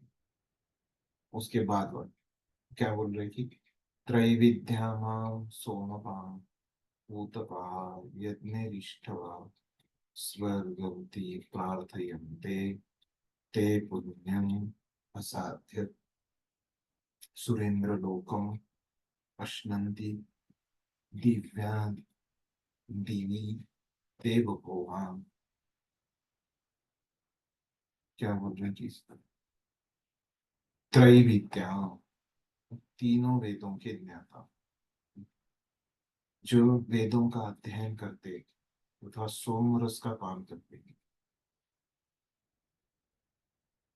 तो जो लोग वेदों का अध्ययन करते हैं, सोमरस का पान करते हैं, तो ऐसे करने से क्या हो जाता है उनका? पूतपापा, पूतपापा मतलब वो पवित्र हो जाते हैं और क्या होते हैं? पापों से मुक्त हो जाते हैं। कैसे हो जाते हैं? वेदों का अध्ययन करके और सोम रस का पान करके। फिर क्या बोल रहे कि यज्ञ इष्टवा स्वर्गतिम प्रार्थयन्ते। तो क्या करते हैं? यज्ञ इष्टवा मतलब यज्ञ करते हैं और पूजा करते हैं। फिर वो क्या करते हैं? स्वर्ग गति में, और स्वर्ग की अ, गति के लिए, मतलब स्वर्ग की प्राप्ति के लिए गवेषणा करते हुए, मतलब प्रार्थना करते हुए, है, तो भगवान की पूजा करते हैं इष्टवा, है, यज्ञों के साथ। और आगे क्या करते? ते पुण्यम आसाध्य, तो ऐसे करके पुण्यों को प्राप्त करते हैं। पुण्यम आसाध्य, आसाध्य मतलब प्राप्त करना। पुण्य को प्राप्त करके कहाँ पे जाते हैं? सुरेंद्र लोक। है। सुरेंद्र लोक मतलब देवी देवताओं के लोक पे, है ना, इंद्र के लोक पे। तो वहां पे जाते हैं। फिर मशनंती दिव्यान दिवी देव होगा, है। तो फिर ऐसे ही भोग करते हुए वो क्या करते हैं? स्वर्ग में जाके वहां पे वो लोग जन्म लेके आनंद भोगते हैं। तो जो देवी देवताओं की पूजा है वो क्या करते हैं, हमको ये पता चला यहाँ पे, वो तीन वेदों का, तीन त्रय विद्या, तीन विद्या मतलब तीन वेद जो, तो ये तीनों वेदों का अभ्यास करते हैं, फिर सोमरस का पान करते हैं, फिर इससे क्या करते हैं, पुण्य कर्म अर्जित करते हैं, और फिर क्या करते हैं कि भगवान के लिए यज्ञ करते हैं, स्वर्ग की, और वो यज्ञ में क्या करते हैं, स्वर्ग के प्राप्ति के लिए प्रार्थना करते हैं। फिर वैसे करने के बाद क्या करते हैं ये लोग कि वो अपने पाप कर्मों से शुद्ध हो जाते हैं, और फिर भगवान के धाम में, सॉरी भगवान के नहीं, देवी देवताओं के स्वर्ग के यहाँ पे जाके, है ना, स्वर्ग में जाके जन्म लेते हैं, और वहां पे ही वो भोग करते हैं, आनंद प्राप्त करने का प्रयास कर सकते हैं। ऐसे लोग भी क्या कर रहे हैं, भगवान की अप्रत्यक्ष पूजा कर सकते हैं। ठीक है? पढ़िए तात्पर्य, इस श्लोक का अर्थ हो गया। त्रिविद्या शब्द तीन वेदों साम, यजुर तथा ऋग का सूचक है। जिस ब्राह्मण ने इन तीनों वेदों का अध्ययन किया है वह त्रिवेदी कहलाता है। जो इन तीनों वेदों से प्राप्त ज्ञान के प्रति आसक्त रहता है उसका समाज में आदर होता है। दुर्भाग्यवश वेदों के ऐसे अनेक पंडित हैं जो उनके अध्ययन के चरम लक्ष्य को नहीं समझते। इसीलिए कृष्ण अपने को त्रिवेदियों के लिए परम लक्ष्य घोषित करते हैं। वास्तविक त्रिवेदी भगवान के चरण कमलों की शरण ग्रहण करते हैं और भगवान को प्रसन्न करने के लिए उनकी शुद्ध भक्ति करते हैं। भक्ति का सूत्रपात हरे कृष्ण मंत्र के कीर्तन तथा साथ साथ कृष्ण को वास्तव में समझने के प्रयास से होता है। दुर्भाग्यवश जो लोग वेदों के नाम मात्र के छात्र हैं वे इंद्र तथा चंद्र जैसे विभिन्न देवों को आहुति प्रदान करने में रुचि लेते हैं। ऐसे प्रयत्न से विभिन्न देवों के उपासक निश्चित रूप से प्रकृति के निम्न गुणों को कल्मश से शुद्ध हो जाते हैं। फलस्वरूप वे उच्चतर लोकों यथा महरलोक, जनलोक, तपलोक आदि को प्राप्त होते हैं। एक बार इन उच्च लोकों में पहुंचकर वह वहां इस लोक की तुलना में लाखों गुना अच्छी तरह इंद्रियों की तुष्टि की जा सकती है। तो यहाँ पे क्या बोल रहे हैं कि ये तीन त्रिविद्या जो बोला है, त्रैविद्या, उसको पहले प्रभुपाद समझाते कि क्या है वो विद्या, मतलब तीन वेदों का ज्ञान, साम यजुर और, फिर इसका अध्ययन हमको पता है कि पहले जमाने में ब्राह्मण ही वे वेदों को पढ़ते थे, है ना। फिर ये तीन वेदों का अध्ययन किया है तो उसको त्रिवेदी है। जो इन तीन वेदों से प्राप्त ज्ञान के प्रति आसक्त रहता है उसका समाज में आदर होता है। उसका स्कॉलर लोगों का, जो ज्ञानी लोग हैं उनका तो आदर होते ही रहता है, अभी भी होता है ना, जिनके पास ज्ञान। दुर्भाग्यवश वेदों में ऐसे अनेक पंडित हैं जो उनके अध्ययन के चरम लक्ष्य को नहीं समझते हैं। लेकिन यह पंडित तो होते हैं, उनका नाम भी होता है, लेकिन उनको पता नहीं रहता कि वेदों का लक्ष्य क्या है। तो इसलिए कृष्ण यहाँ पे उनका लक्ष्य बताते हैं। वास्तविक त्रिवेदी भगवान के चरण कमलों की शरण ग्रहण करते हैं। जिन्होंने सही में वेद पढ़े हैं तो वो तो क्या करेंगे, भगवान की शरण लेंगे और भगवान को प्रसन्न करने के लिए शुद्ध भक्ति करेंगे, है। जिनको सही तरह से वेद समझे हैं, है ना, ऐसे नहीं कर रहे हैं, मतलब क्या है, तो उनको वेद समझे नहीं। भक्ति का सूत्रपात हरे कृष्ण मंत्र की कीर्तन तथा साथ साथ कृष्ण को वास्तव में समझने के प्रयास से होता है।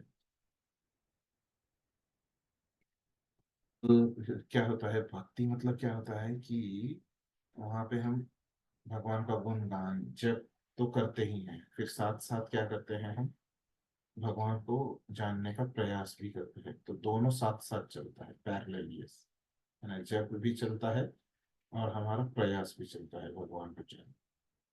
दुर्भाग्यवश जो लोग वेदों के नाम मात्र के छत्र है वे इंद्र तथा चंद्र जैसे विभिन्न। तो ये लोग अ, देवी देवताओं की पूजा कौन करता है? जो वेदों के नाम मात्र छात्र है वो। तो ऐसे विभिन्न देवों के उपासक निश्चित रूप से निम्न गुणों के कलमश से शुद्ध हो जाते हैं और फलस्वरूप उच्चतर लोक तथा महलोक जन लोग एक बार इन उच्च लोकों में पहुंचकर वहां इस लोक की तुलना में लाखों गुना अच्छी तरह इनकी तुष्टि की जा सकती है। तो इनका उद्देश्य क्या रहता है? ये लोग स्वर्ग में है ना, क्यों जाना चाहते हैं? यही वो अपने इंद्रियों को आराम देना चाहते हैं, इंद्रियों का सुख चाहते हैं, भौतिक सुख चाहते हैं। अभी के जमाने में तो लोग स्वर्ग में नहीं जाएंगे, लेकिन अभी के जमाने में लोग क्या करते हैं कि इंद्रियों का सुख चाहते हैं। एक कंफर्टेबल पोजीशन में लोग रहना चाहते हैं। ये जो इच्छा है, ये क्या है? स्वर्ग में जाने की इच्छा है।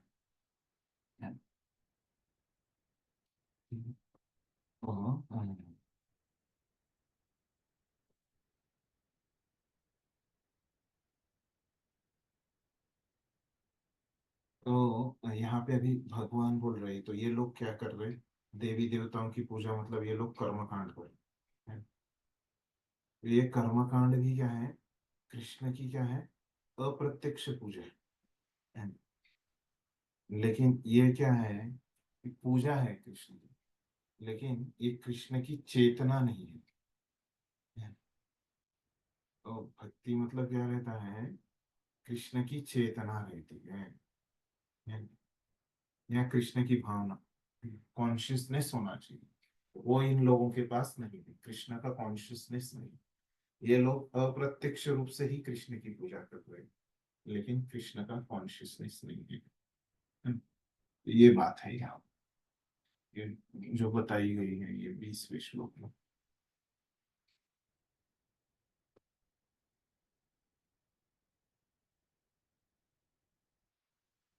ठीक है।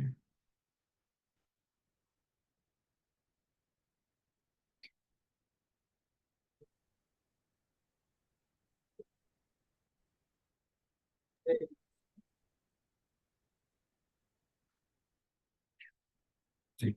तो यहाँ पे और एक जो बात है कि अभी हमको हरे कभी कृष्ण। कभी लगते रहता है कि ये जो सोम रस यहाँ पे बोला गया है, तो ये जो लोग हैं ये सोम रस का पान करते हैं। मतलब हमको कैसे वो टीवी में देख के सीरियल वगैरह में वो देख के एक हमारा एक अ, गैर समझ रहता है। ये सोम रस जो है वो क्या है? एक नशा है। तो ऐसे नहीं रहता है। तो ये जो इस जगत में जो हम जो दारू है, अल्कोहल है ना, तो उसके जैसा नहीं रहता ये सोम रस। तो क्या रहता है कि जैसे अगर हम इस जगत का अल्कोहल लेते हैं, है ना, तो क्या होता है कि हमारी जो चेतना है वो नीचे नीचे गिरी जाती है। लेकिन ये सोमरस क्या रहता है? ये इसका इसको पीने से, इसका इसका प्राशन करने से क्या हो जाता है कि अ, व्यक्ति की चेतना में भी सुधार होता है। इसमें थोड़ा सा सोमरस पीने से व्यक्ति की इंद्रियां भी थोड़ी सी सुख मांगती है। लेकिन ऐसे नहीं कि जैसे अगर हम इस जगत में हम अल्कोहल लेते हैं तो व्यक्ति क्या करता है कि वो कुछ भी अनाप शनाप बोलते रहता है, किसी को भी मारता है, वो पूरी उसकी चेतना गवा देता है। तो कुछ भी करते रहते हैं। तो फिर उसको दिखता नहीं है, गाड़ी चला रहा है तो एक्सीडेंट कर देता है। तो लेकिन ये सोमरस का वैसे नहीं है। वो व्यक्ति पूरा चेतना में रहता है और वो धीरे धीरे उसके पाप खत्म होके वो पुण्य की तरफ बढ़ता है। और क्या रहता है कि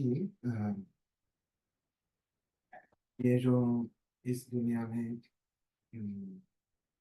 हम लोग बोल लेते हैं, तो वो किसके लिए लेते हैं? भौतिक कुछ आनंद प्राप्त करने के लिए लेते हैं, नहीं। और वो जो आनंद रहता है वो धर्म के अनुसार नहीं रहता। लेकिन ये जो अगर कोई सोम रस का पान करता है और उससे कोई आनंद लेना चाहता है तो वो कैसा रहता है, धर्म के आधार पे रहता है। ठीक। तो ये एक अंतर है। कभी कभी हमको लग सकता है कि ये कैसे यहाँ पे सोमरस लिखा है, तो ये सोमरस की सही समझ ऐसे बताई है शास्त्रों में। और फिर इसलिए यहाँ पे हम क्या बता सकते हैं कि आप भौतिक सुख के बारे में मत सोचो। भौतिक सुख हमको कहाँ मिलेगा, स्वर्ग में मिलेगा। तो भौतिक सुख के बारे में मत सोचो, लेकिन क्या करो, ये भौतिक सुख के ऊपर क्या है, ऊपर क्या है उसके, आध्यात्मिक सुख। हमने देखा कि हम अणु है, हम इंद्रिय तृप्ति करेंगे तो हमको कुछ ना कुछ तो भौतिक सुख मिलेगा। लेकिन वही अगर हम भक्ति से भगवान के साथ, विभू के साथ अगर संबंध बनाते हैं तो हमको आध्यात्मिक सुख मिलेगा। तो हमको भौतिक सुख के बारे में नहीं सोचना है, बल्कि उसके ऊपर के बारे में सोचना है। भौतिक सुख के ऊपर के सुख के बारे में सोचना है, और वो आध्यात्मिक सुख है। ठीक है, ये हम शिक्षाएं यहाँ पे प्राप्त कर सकते हैं। किसी को कुछ समझ में नहीं आया इसलिए